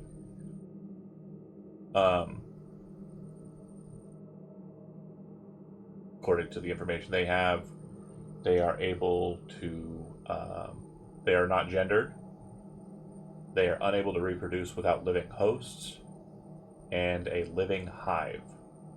And there is no more information on the living hive. There is some information on proto-hives. And a proto-hive is basically what we all understand to be kind of the covenant kind of idea of spores, infection.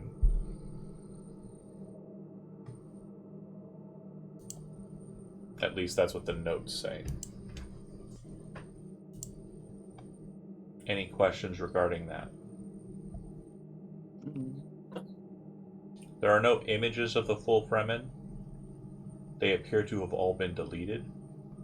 And the last note is that according to the notes of the Cronus, these full Fremen are unable to see individuals in cryosleep.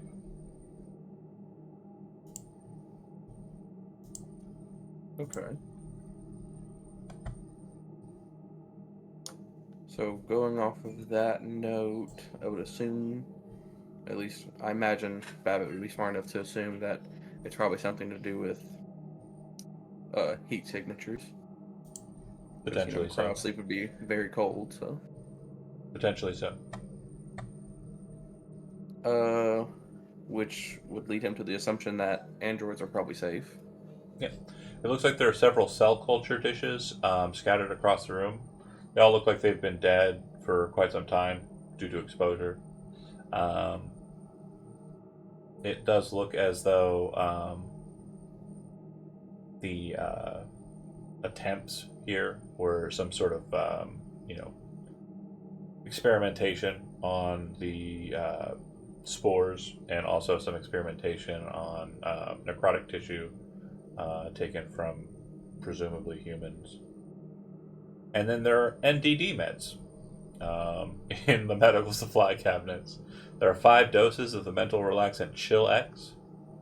and there are 2 doses of the neurostimulant Neurotic. How many doses? 5 doses of Chill X. And 2 doses of Neurotic. And because it's a mechanical function that is present here, that scientists, doctors, etc. would be able to clean pretty quickly in a non-mechanical function, I will tell you what they do mechanically so you understand the benefit. Chill-X will reduce the total bonus to an NDD roll by 1. You can only take 1 at a time. And Neurotic will remove 1 NDD effect from a PC when taken.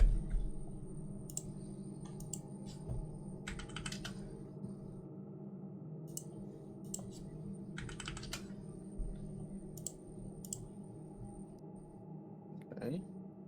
With the documents, would I be able to find one that states? Because I'm assuming since they've done experiments, they did collect said asteroid, or yeah. And I would I be able to tell where they kept it at?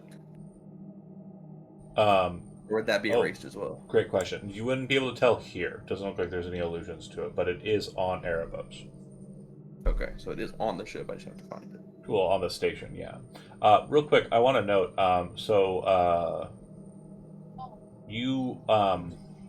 Lark, we did it last time, and I just want to clarify. Right back. No problem. I want to clarify. The NDD roll that you have botched twice is giving you the same effect. So there's no... you basically roll the same result twice, right? You should be paranoid at this moment. And again, you're absolutely paranoid. You're convinced that someone or something on the station is going to get you, right? But because you rolled the same result again, your NDD roll on the next roll will be increased by 1 more than anybody else. Okay. Okay. And perfect timing, mentioning all this NDD shit. Before I roll it, though, due to with the drugs already present, you can take them. However, to do so, you will have to remove yourself from your EVA suit. Do you wish to take any of these drugs? Kimmy and Brent. No. No drugs for either of you. You just got them, putting them in the bag of shit you're carrying. Okay, NDD roll. Everybody roll a d6. And we're adding 2 for everybody, 3 for Lark. Great. Great. 1, 2, 3, 4, 5. Oh, John said he was stepping away. Got it. Okay, so with a +2, paranoia, lock in. Brent, your character is now paranoid. Someone on the ship is out to get you. You don't know who, but you definitely are going to be more paranoid in that kind of space. Oh, wow. Okay, that's an interesting one to roleplay. Lark, you are still paranoid, so another +1 is going to be added to your result. So you're now at a +4. And so when we get to the next beat, it'll be a total of +5 to your roll. Cased with a +2 and a 6, and Michael Leon with a +2 and a 6. So it states epilepsy. You suffer episodes of epileptic shock or epileptic seizures that will disable you for a full turn.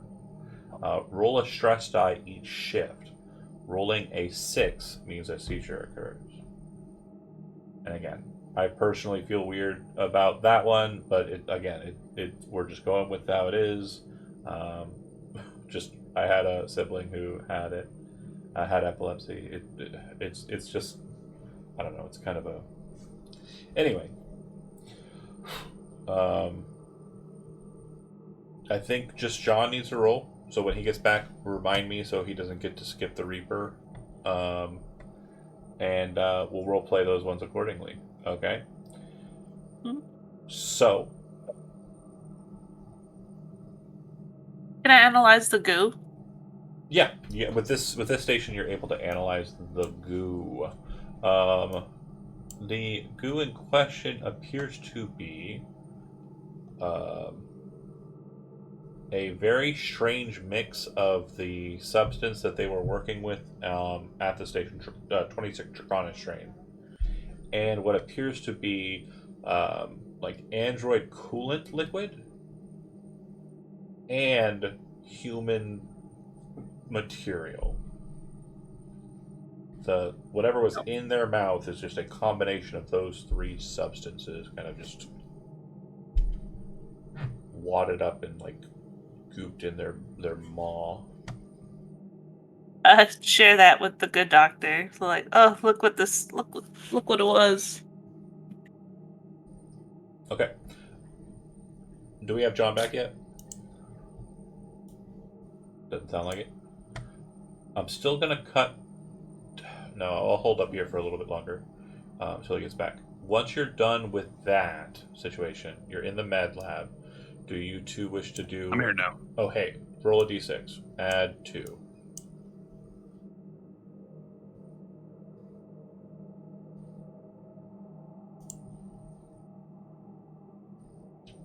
Epilepsy for you as well. I guess, yeah, that's just passing that along.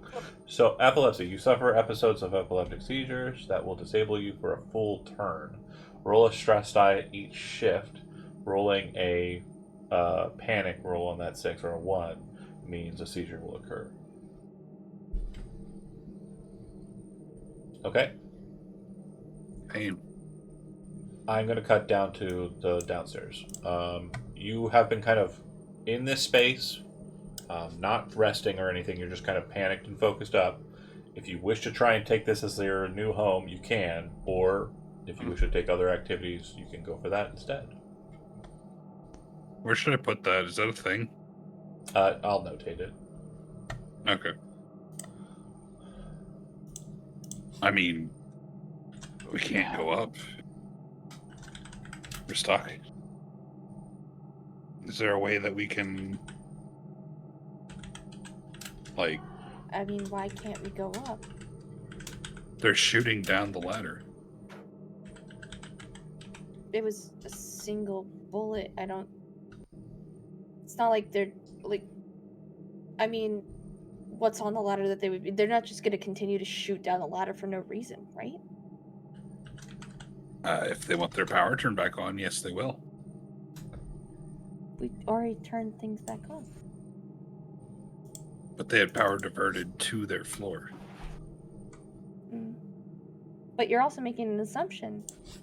What if it wasn't an inmate? I mean, as far as we know, like, we don't know what weapons they have. We know that the guard station had weapons, but that was already locked up. We don't know what they might have, and we know there's someone else who has a pistol that came with us. Yeah, if we're And we- if we're stuck down here because of that, like we're gonna have to leave. Like we're gonna have to take our chances here. at some I'm gonna point. try the comms again and see if Dr. Babbitt's. Before you turn it on, the intercom lights up, and you would hear a voice. This is Drabakowski. I'm still on floor F. I just wanted to notify you. We have a direct tether connection with our umbilical from the power supply to the ship. If you can get to the reactor rods, you should be able to maneuver power from the power cells to the ship to charge our batteries. Just wanted to let you know. Remember, you left Dr. Drabakowski and Dr. Lark back in the prison area. Oh, okay. So that's down here, correct? The Up. That's power up. supply Up, thing? up, level. It's up. Yeah, Okay. the actual power cells. Yeah, it's right at the there's like the band right above the band. There's like a smaller like section of the prison, but the reactor Right. rods are like directly below that. They're like, yeah. I think that's our best chance of maintaining some kind of, I don't know, independence if we can get the ship back up and running. Yeah, I mean we're gonna have to do that regardless as well to even leave this place. So, I definitely think we need Okay. to just take our chances and head up.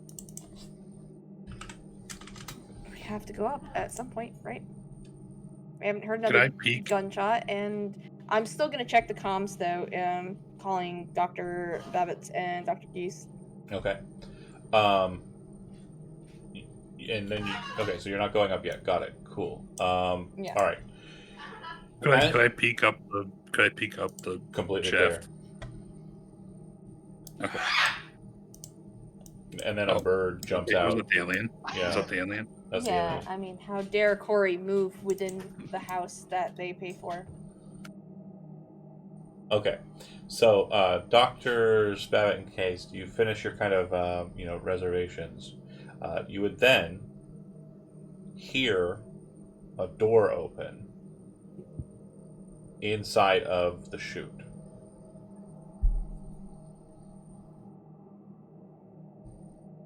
Oh no. Your door's closed. You're inside the med lab, so you can kind of find a place to hide and kind of linger if you'd like to, or you can try and look out the porthole and see what's going on out there. But there definitely sounds like the sound of a door opened up inside. It could have been any one of the other 3 doors of the 4 doors that are present there. There's also a door to the south that leads to the recovery room. There's a door to the north that leads down and into the life support columns, which is kind of where the oxygen and shit is stored. Very cold space there, the life support area. Think we should just hide in the room and then maybe You said leave. Life support was very cold area. Yeah, they have to keep oxygen pretty chilled to make sure it's not detonating. Liquid oxygen, yeah, that's cold, right? Am I crazy? Yeah, it would be I cold, might be right? playing a scientist. But I I'm have not a scientist in the group. I was hoping they might say something, but they're probably Yeah, fighting a bird, I think. Just going off the assumption it's cold and off the assumption from what I read at the papers, I would go to the life We're support gonna say area. in our universe, it's cold in the life support chambers. Yeah. Heck Do you, yeah. do you check out the door before you make your way to see if you can see what it was, or you just no, focus on running?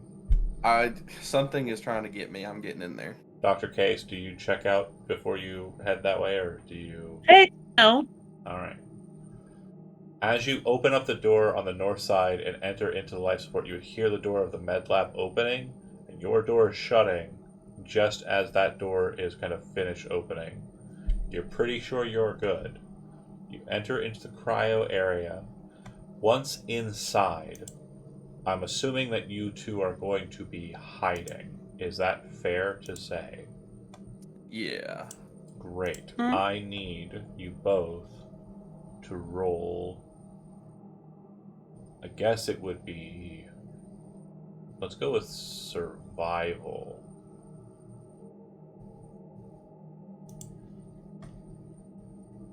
And because of the situation. Oh, sorry, you already rolled. Ignore those rolls. We're going to roll again. I want you to roll again. It's a +2, sorry. So add 2 to your roll. Apologies. Okay. So there's a panic from Case. Go ahead and roll a panic roll. D6, add 5. 7. Okay.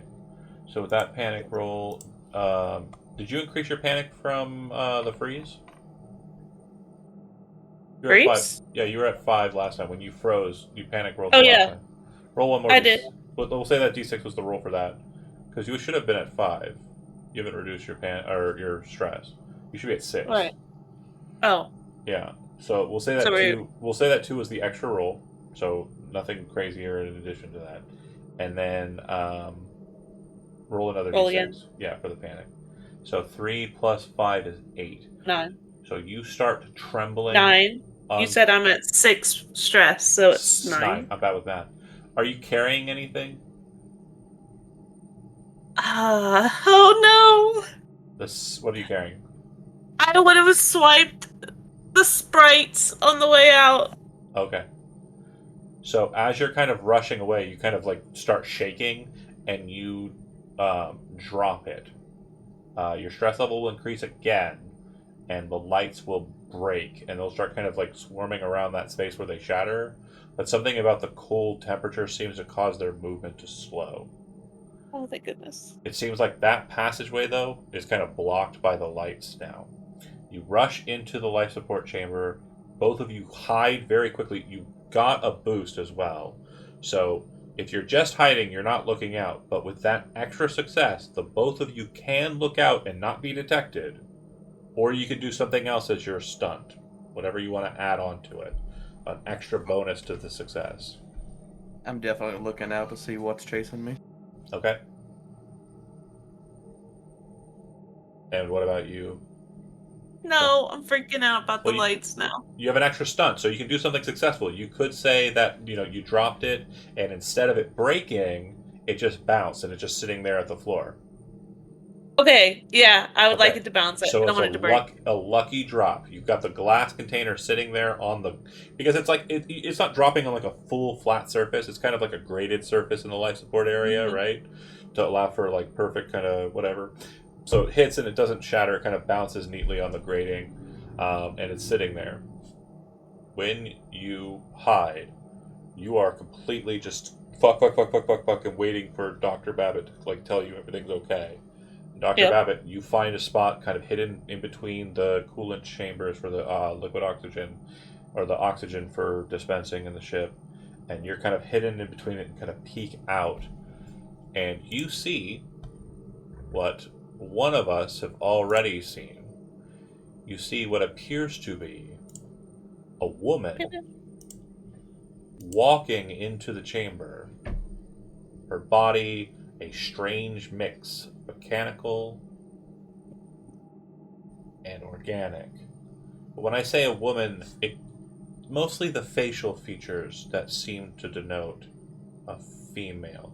Everything else about the body is very just androgynous. There's no like mammary glands, no reproductive organs of any kind. It appears to be a human that is a perfect mixture between the synthetic, the biomechanical, and what you understand to be the xenomorph. This must be what the full Fremen that were notated in the logs is. And they walk into the space, or it rather, I guess would be more precise. It walks into the space and kind of maneuvers around the space, looking around. It doesn't seem to note the jar that was dropped at the front. It walks in, seems a bit confused, turns and walks back through the door, and exits. If you had to venture a guess, it came out of the hydroponics area.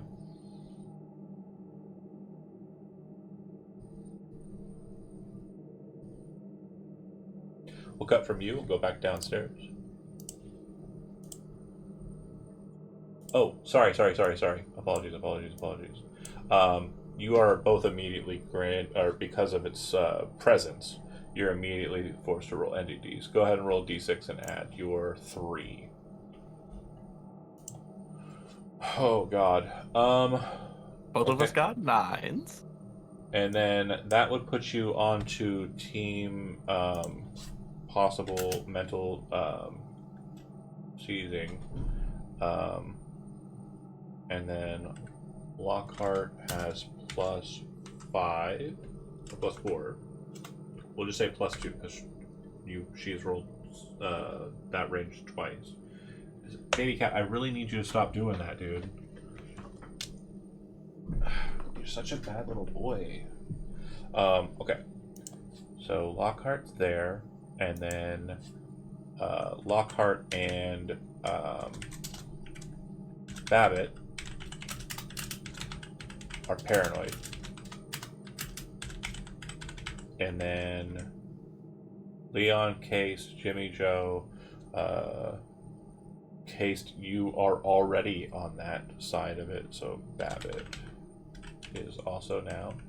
And Case, you rolled the same one again, so you're at +1. Perfect. Okay. back below. So you are making your way up the intercom. You cut in. You start talking into it. Nothing's coming through. You're not getting a response.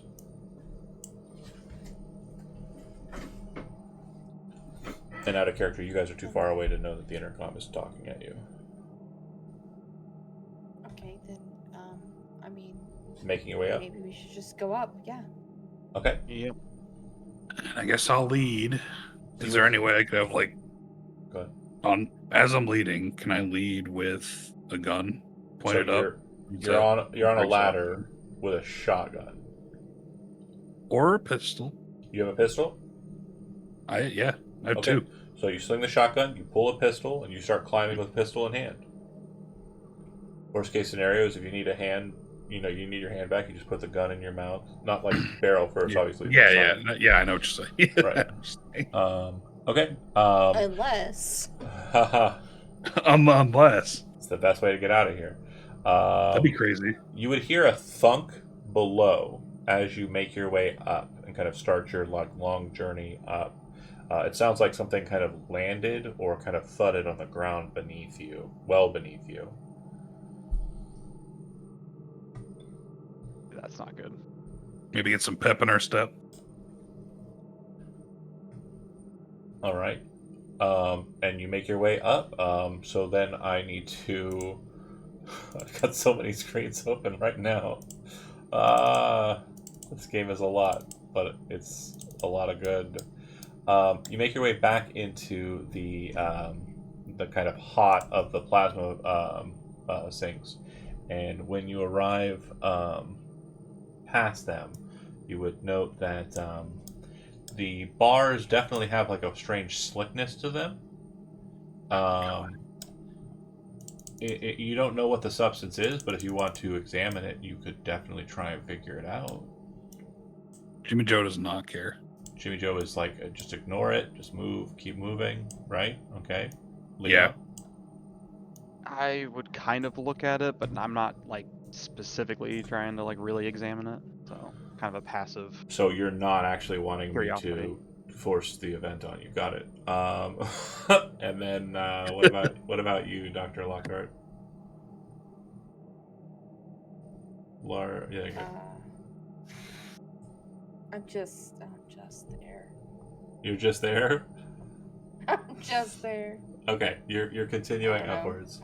I So- will. Yeah. I'm just No one's gonna examining the go with them. liquid, the weird substance that's making the bars slick. Okay. I great. mean, you know what? I'll give it a cursory observation. I am trained in that, I guess. So you are looking at it. Okay, so it is blood. You didn't have to do this. It appears to be human blood. Human. Yeah. Oh shit. Like whatever was climbing down here had human blood on their hand. Like their handprints. These very weird handprints that have Had human blood on them. human blood on them. So it may or may not be from whatever was climbing. It's whatever got on it. Perhaps. So we're slowly getting covered in human blood. Just your hands. Okay. Common. I always get human blood on my hands. Casually. You know, it's just one of those things. Just one of those things. When you get to the top, you make it up to the space. You kind of move up through the plasma sinks, and then you come up to the point where you're inside of the catwalk area. If you wish to stop here and linger, this is not where the rods are located, but it is where you saw the kind of strange notations. And now that the power is back on, you would be able to check your data term and note that this is also where the EEV lifeboat bays are located. So this is where you go to escape.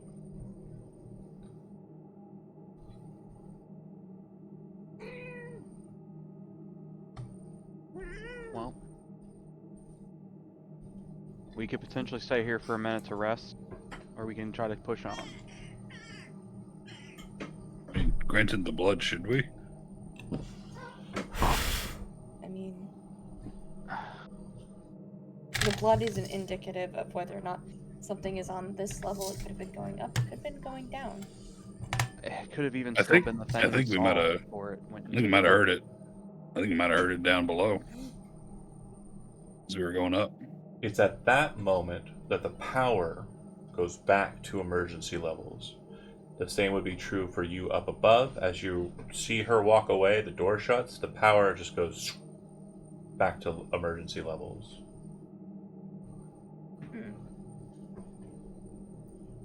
Oh, what? Welp. The thing you did down in the boiler room, someone did the Always thing time. that you undid. So they undid the thing that you did.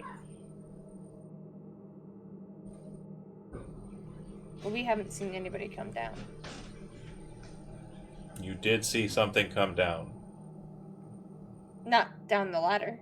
Oh, yeah, you Oh my did. God. Oh, sorry. Wait, I thought they came. Oh, apologies. Past us? All three of you need to make observation rolls. I'm sorry. That's something that I didn't clarify on the way up. I apologize. Oh, But I was yeah, gonna say, I don't think I so. thought I was pretty well grounded in what I said. Obviously not catching it. no. Yeah. Definitely not. That's mundane. Okay, there's no panics here. Don't worry about that. So that's a success, and that's a success.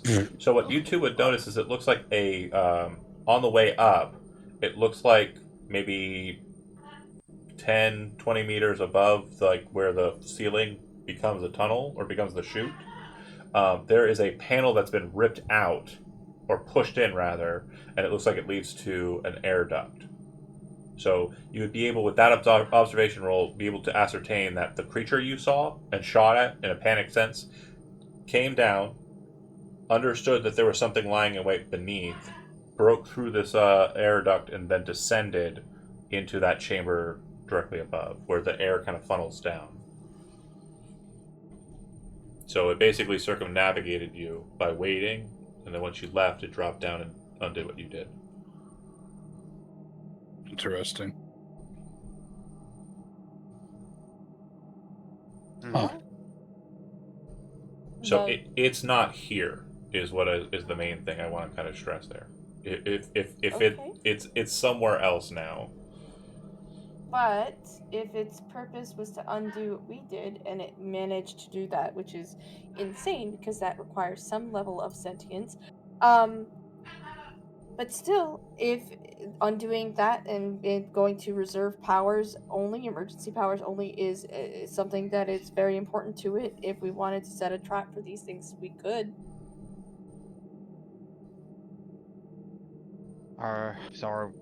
You're saying we want to head on back down? Not Right, right bring now, this back no. on and- Absolutely not. I think we need to regroup because I think being 3 and 2 is a bad idea. Yeah. And I agree with that for sure. But I like where your head's at with that idea. I Are do you- think that that'd be a good way to trap it. Are you going back up, or are you just remaining here? I'd say going up. From Okay. that, as long as everyone else is cool with that still. So I will of course give Dr. Evelyn Lockhart the turn function to lower one person's stress, but because you are pressing on, you'll be making another roll to climb. And again, we're not worrying about panic too much on this one. Just looking for successes or not. Let's give Jimmy John Jimmy the Joe. de-stress. Jimmy Joe. I keep doing that. He is I not. want to say It it makes quick. sense. Damn It it. makes sense. Security so fast you'll freak, as I believe I posted the first time it happened. So what do we have to roll? So you'll be rolling mobility. And again, we're not looking at panics here. We're just looking at successes or not. Well, it's a good thing we're not looking at panics. Yeah. 2 mobility. Yes, I have a 2 Good. mobility. Well, no, I got 2 successes. Oh, are Oh, you guys sorry. rolling to GM only? Oh, I am actually. How did that happen? Michael's not, It shouldn't be. but John is. Okay, so you keep making How do your I- way up. How do I fix that? Now, what I will note here is that now that the power has been diverted, Oh. you'll presume that you will not be able to use the reactor rods as was described, or requested rather, by Dr. Lark and Drabakowski, because the power is no longer flowing that way.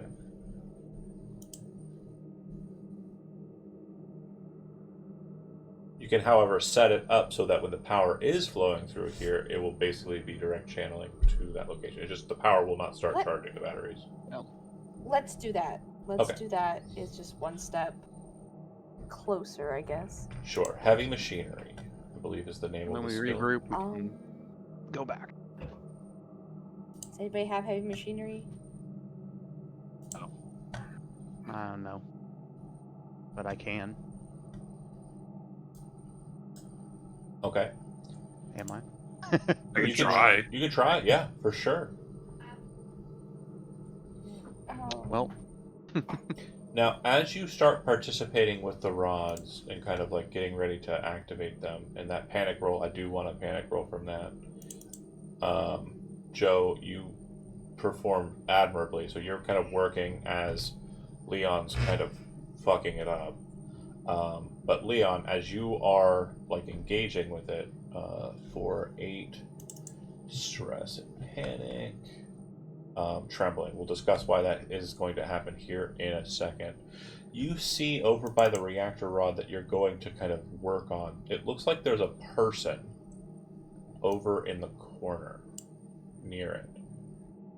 And you kind of start working on the rod, like keeping a distance from this person. Not sure who they are, but they appear that there's like a low guttural moan coming from them, and kind of like it's like a dark fetal man, just kind of like his chest or his back is kind of like moving. And as you look at them a little bit more closely, you realize that they begin to rise, and their back shifts as thick tentacles spill out in front of him. You don't know what the hell you're looking at. No arms, legs, or head. This thing is clearly not a man at all, but rather a monstrous 7-limbed starfish, rising to its full man-sized height. It turns towards you, revealing a maw of scissor teeth surrounded by blossoming fleshy petals. Each petal reveals what looks like a swollen eye. Something launches from the creature's mouth and scatters across the floor at your feet. The gnawed, fleshy skull of its last victim. It's going to attack you. It's just a wet, slamming sound as it pulsates towards you. And it will attempt to grab you.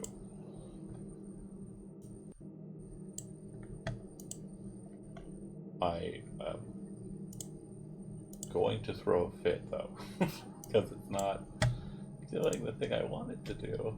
There we go. Okay, cool. Roll d6.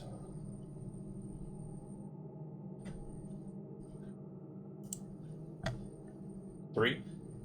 yeah, 3. Yeah, grabbing tentacles. Cool.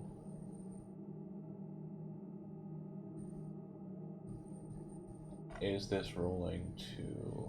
we're about to find out.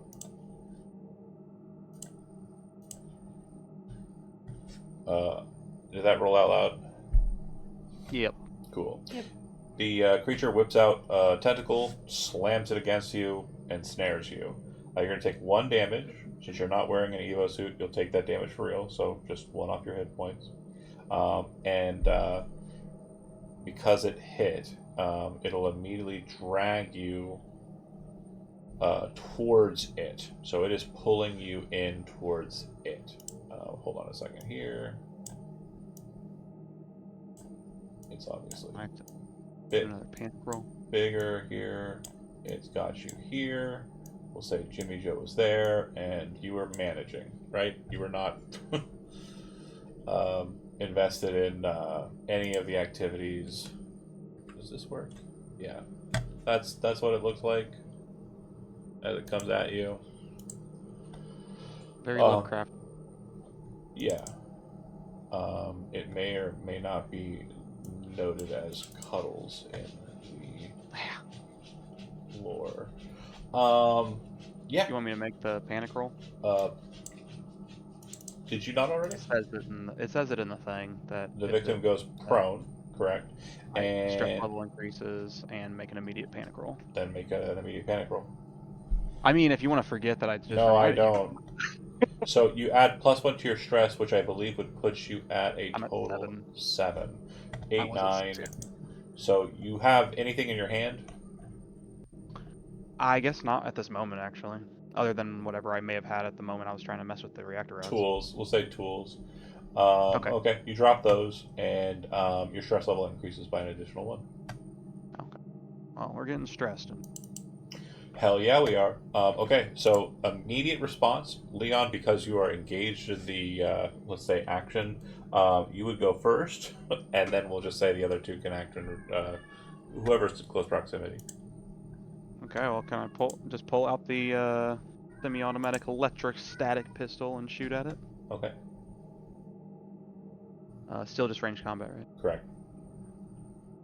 Let's see.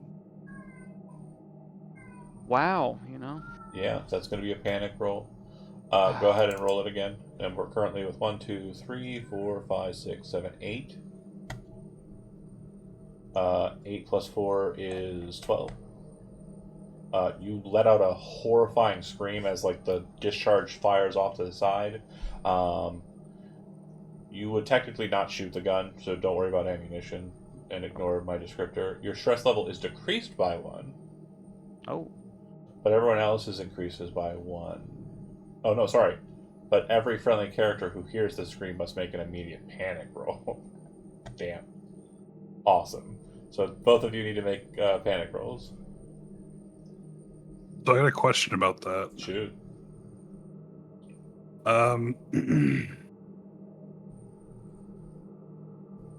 I have overkill. Which says? I wish this box was bigger. So I'm going to copy and paste it don't into know a what place where I can see it. Mechanically, that's roll result of 11 or higher by the overkill effect. If you have any enemies in sight, when triggering overkill, you must immediately attack your enemies, and you won't stop until you or all enemies in sight are broken. Also, all other PCs in short range of you must make an immediate panic roll. Okay. Does that affect the situation? You haven't rolled the result of. Okay. I wasn't sure how this confused. It confused me because the little text box was small, so Sure. I couldn't read it well. So go ahead and roll a Okay, panic so- roll. You're going to roll a d6, and you're going to be adding your stress level. Let me know what the total is. Both of you. By both of you, I mean Shit. Lark and John. What's your stress currently at, Lark? That's gonna be a 10 total. Okay. How's mine so low? You're going to freeze in place. You're going to lose your next slow action. So you can take a quick action, which would be like movement. Because people keep babying you. I'm baby. I babied them And since twice. I had you both roll simultaneously, your freeze is going to give 1 stress level to everyone, my God. including yourself, but this will happen after John's result. And then 7, you're going to nervous twitch. Your stress level and the stress level of all friendly PCs in short range of you, once again, is going to increase by 1 again. So a total of net positive +2 for everybody.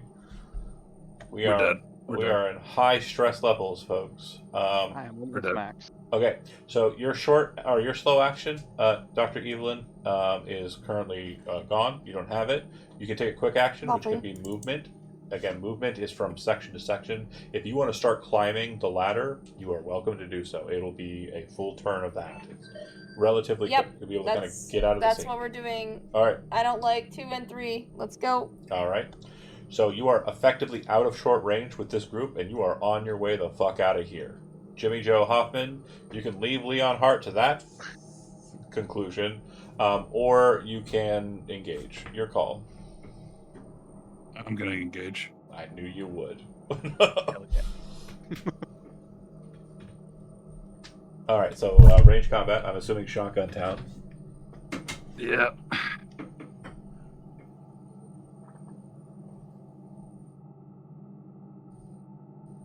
Hey.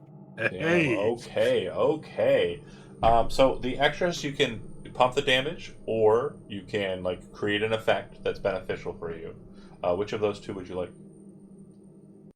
Can one be to release Leon, Yeah, and then the other be damage?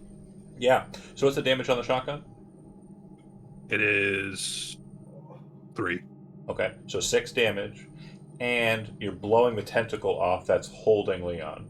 So it hits, Yeah. and you watch it just kind of just blast through it. It's like a sausage being kind of exploded with like a firework, right? Just black, and like the tentacle hangs on Leon for a second before hitting the ground with like a meaty thud and just no movement, and then the creature kind of like recoils all of its tentacles, and there's this kind of like strange whine that comes from it.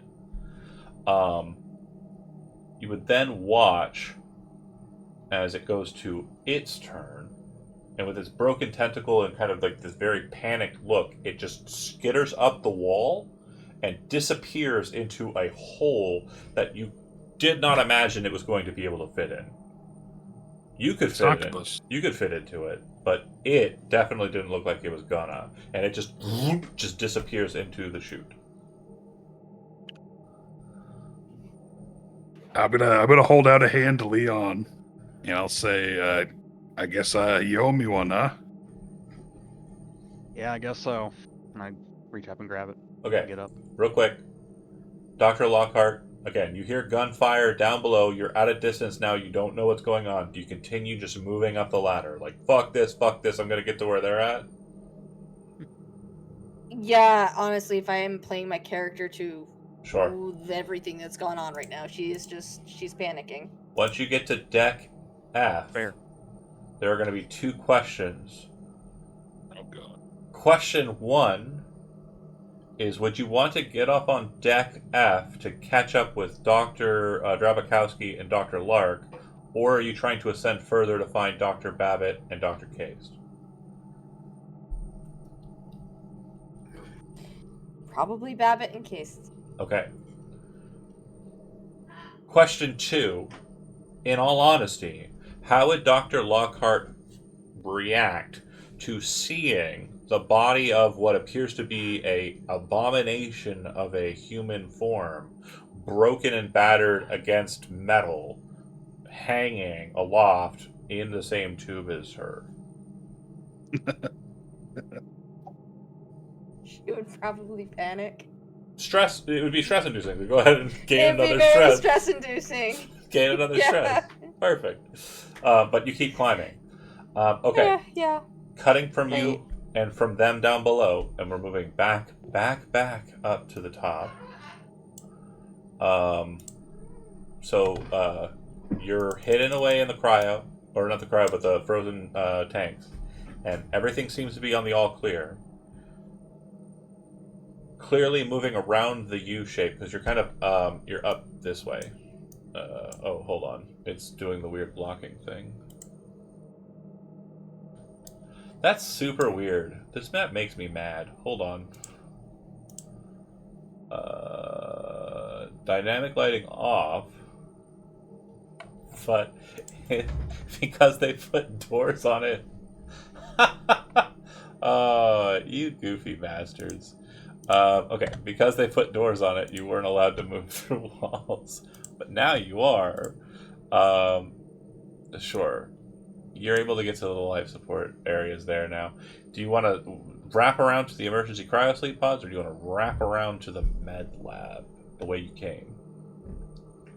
And is there anything you want to do before you leave the life support chambers? Anything you want to pick up or grab? The cat is obviously still with you.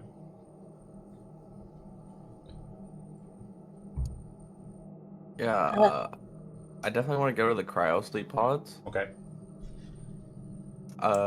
And I don't imagine I could take like some of the very cold liquid oxygen with me. No. Not without, like, freezing your hands off, yeah. Yeah. So I'll just go to the cryo sleep pods. Okay.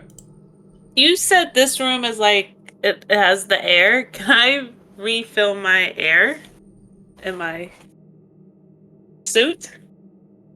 Oh, no. There's no port for that. There's no... Yeah, you don't have the right plugs.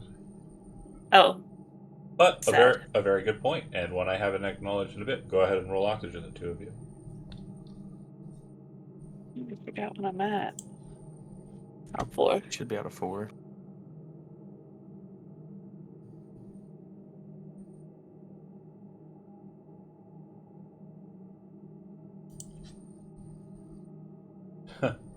So apparently, Dr. Case is breathing a lot more panicked in the mask than Dr. Case is breathing more panicked than Dr. Babbitt.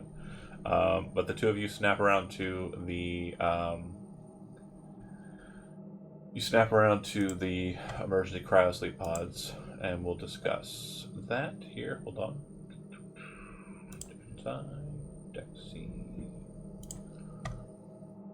Dexy's already on.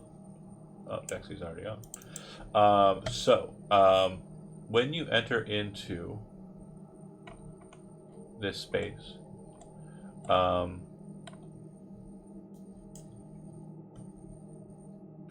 out of the coolant vent and coming into this room, you would see that it appears as though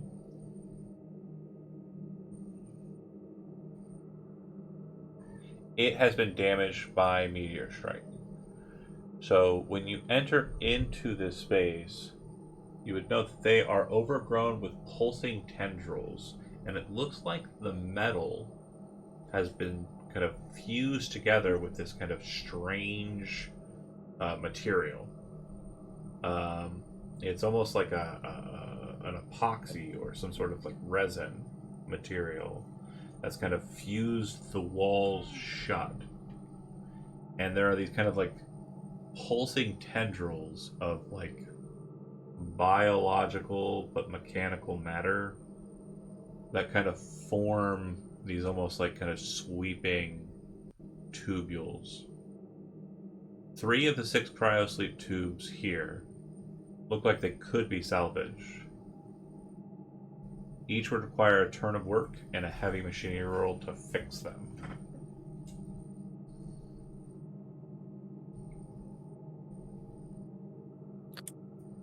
Okay. Can I collect samples of the tubing? Or the material. Yeah. 1 second.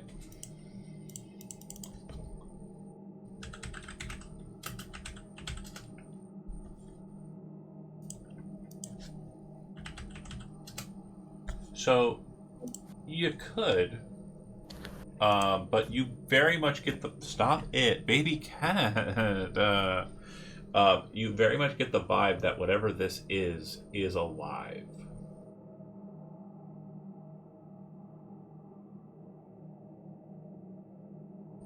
Several of the tendrils are actually like inside of the cryosleep chamber or devices that aren't working, and you get the vibe that they might be leeching the power from them. I don't like this room. I don't think we should stay in here very long. Yeah, I think we should try to get back to the rest of the party, especially the security guy. He's definitely probably at least killed one of these. Okay. If you make your way back into the main chamber, you can definitely start your descent. Or if you are crazy, you could also ascend. What's on B deck? Operations.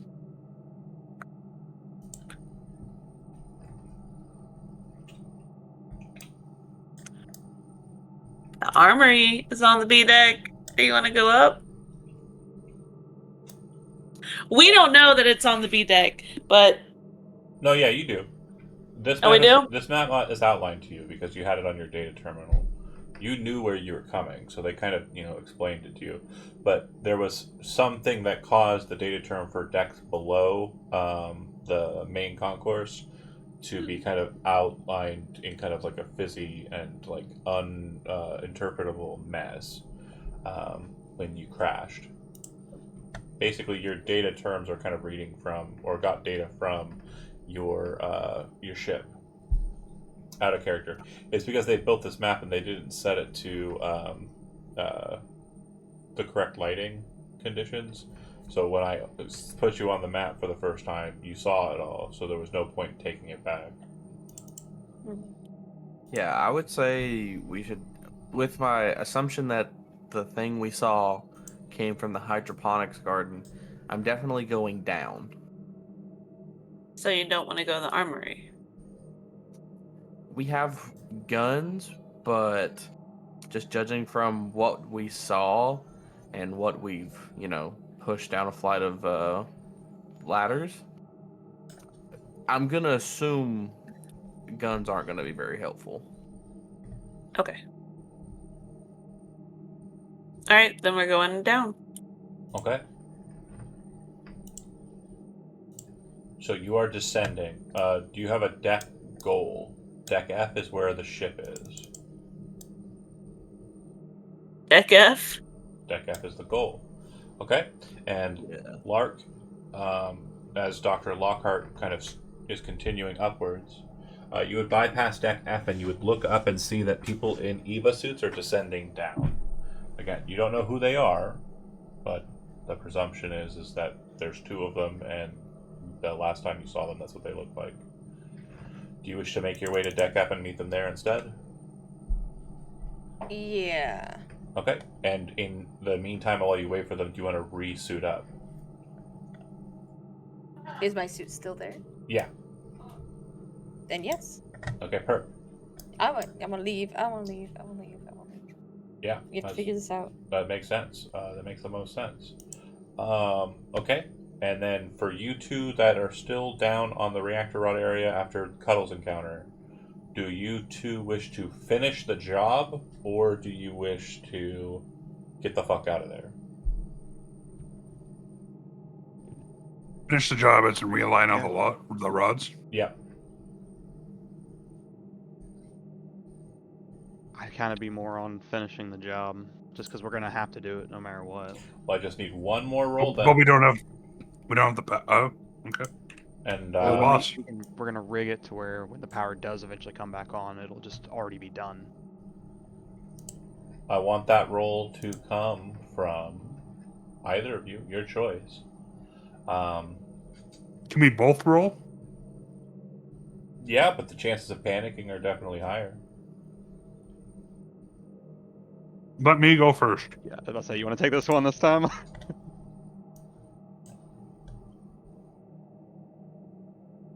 Go for it.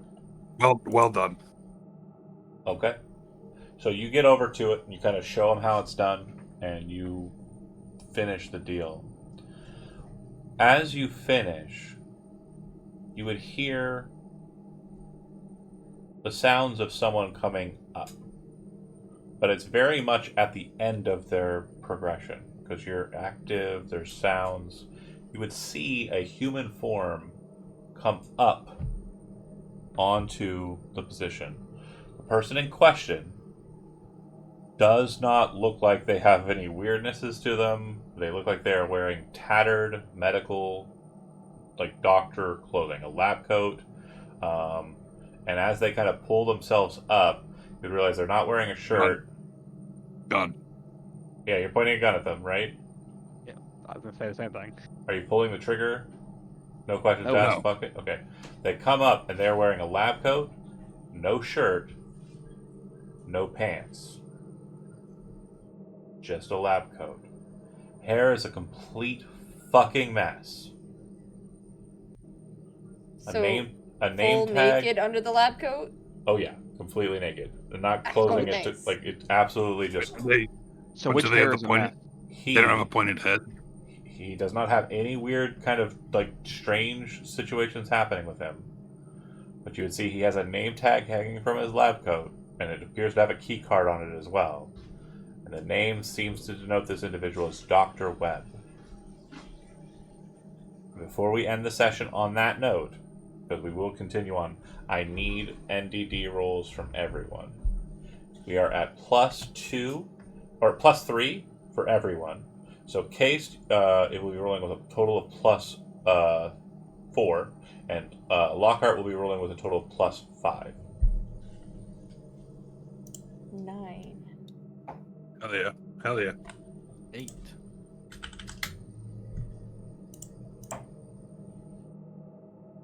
And I just need to close a couple of things to make sure. Oh my god, there's so much going on my board. Okay, I'm clearing. Can I end it on saying, why the fuck did you turn the power around? We'll discuss that in a second. But that's a good question. That's a good question. That's a good cliffhanger question. So NDD roll.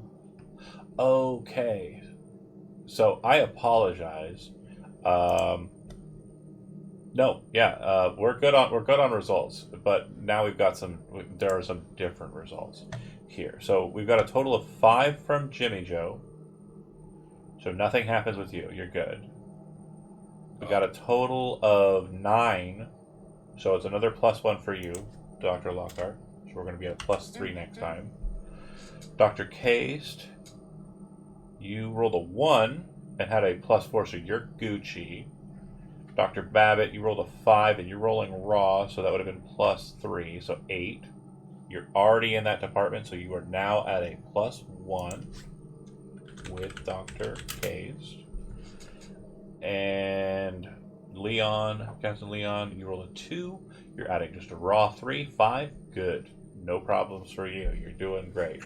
So just to clarify, Leon, Caste, Jimmy Joe, Babbitt, I need you to roll a d6. We are ending this with a start on a new shift. So during this first kind of turn segment, you may be kind of indisposed. Good, good. Want us to reroll? Case, you rolled as well. Good. Babbitt, you rolled a 1 on that? Yeah. Okay. So during this next segment, which will be you descending, you are going to go into an epileptic shock. So we'll deal with that dramatic situation as we begin next session. That will definitely be a very large burden you're putting upon your apprentice, Dr. Caste, but we will see it out. And then naked man with a lab coat saying Dr. Webb comes out of the container, guns trained on him. Why did you turn the power back on? Was the question that was asked, right? Or why'd you divert the power back? Why did you divert the power back? Okay. And that's where we'll end the session for tonight. Gravity is a fickle mistress. It sure is, and he's right there at the fucking lip of it. I keep doing this. I'm professional at this whole, gravity fall thing. Oh yeah, we're about All to see images. Brent. Oh yeah. It might be a situation where Brent, you very quickly die due to that situation and have to play Dr. Webb. So interesting. I'm going to let you know before next session, and this is for people watching at home too. Your Act 2 personal agendas will be added to your agenda sheet. So make sure I will alert you with that information in DMs, and when I add it, and I'll also send it to you just raw that way too. So you are aware that your agendas have shifted markedly so due to the situation unfolding. And we will pick up with Act 2 of Heart of Darkness next session. Thanks for watching, those that did. See you then.